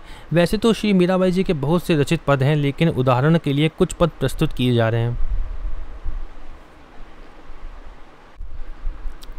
मेरे तो गिरधर गोपाल दूसरो न कोई, जाके सिर मोर मुकुट मेरो पति सोई, तात मात भ्रात बंधु अपनो न कोई, छाणी दई कुल की कानी न कारहि कोई, संतन डिग बैठी बैठी लोक लाज खोई, चूनरी के किए टूको ओढ़ी लीनी लोई, मोती मूंग उतारी बनमाला पोई, असुवन जल सींची सींची प्रेम बेली बोई। अब तो बेली फैली गई होनी हो सो होई, दूध की बथनिया बड़े प्रेम से बिलोई। माखन जब काढ़ी लियो छाछ पियो कोई, आई मैं भगति काज जगत देखी रोई। दासी मीरा गिरधर प्रभु तारो अब मोई। तो पहला वचन यहाँ पे ये दिया हुआ था, दूसरा वचन पढ़ लेते हैं। हरि मैं तो प्रेम दीवानी, मेरा दर्द न जाने कोय। घायल की गति घायल जाने, कीजिन घायल होए। जो हरि की गति जो हरि जाने, कीजिन जो हिर होए। सूली ऊपर सेज हमारी, सोवन किस विधि होए। गगन मंडल पर सेज पिया की, किस विधि मिलना होए। दर्द की मारी बन बन डोलू, वेद मिला नहीं कोय। मीरा की तब पीर मिटे जब वेद सवारी होए। तीसरा वचन पढ़ लेते हैं। दरस बिन दूखन लागे नैन, जब तुम बिछुरे मेरे प्रीतम। कबहु न पायो चैन, शब्द सुनत मेरी छतिया कापे। मीठे मीठे बहन विरह कथा, कासू कहूँ सजनी बह गई करवत ऐन। कल ना परत पल हरि मग जोवत, भई क्षमासी रैन। मीरा के प्रभु कब्र मिलोगे, दुख मेटन सुख सुख दैन। कोई कहे रियो रे हरि आवन की, आप न आवे लिखी नहीं भेजे। बानी परी ललचावन की, यह दो नैन कहो नहीं मानत। नदियाँ बहे जैसे सावन की, काहा करूं कछु बस नहीं मोरे। पाक नहीं उड़ जावन की, मीरा के प्रभु कब्र मिलोगे। चेरी भय तेरे दामन की। अंतिम भजन जो लिखा है उसको पढ़ लेते हैं। बसो मेरे नैनन में ननलाल, मोर मुकुट मकराकृत कुंडल। रुचिर तिलक दिए भाल, मोहनी मूर्ति सावरी सूरत। नैना बने विशाल, अधर सुदारस मुरली राजत। उर बैजंती माल, क्षुद्र घंटिका कटितट शोभित। नूपुर सबद रसाल, मीरा प्रभु संतन सुखदाई। भगत बछल गोपाल। तो जितना चरित्र मीरा जी का इसमें दिया हुआ था वह हमने यहीं पे पढ़ लिया। अगली वीडियो में हम लोग श्री पृथ्वीराज जी के बारे में पढ़ेंगे। और वैसे भक्तों के अनंत चरित्र होते हैं, वैसे मीराबाई जी की भी और भी अनंत कहानियाँ हैं और भी अनंत चरित्र हैं, वे भी हम लोग कभी ना कभी उसका भी गुणगान करेंगे। जितना इसमें दिया था भक्तमाल में और जितना गणेश दास जी वाले भक्तमाल में था उतना लगभग हमने पढ़ लिया है। और भी मीराबाई जी के अनंत भजन भी हैं, वो भी हम लोग कभी ना कभी इस चैनल पे पढ़ेंगे। ओम नमो भगवते वासुदेवाय।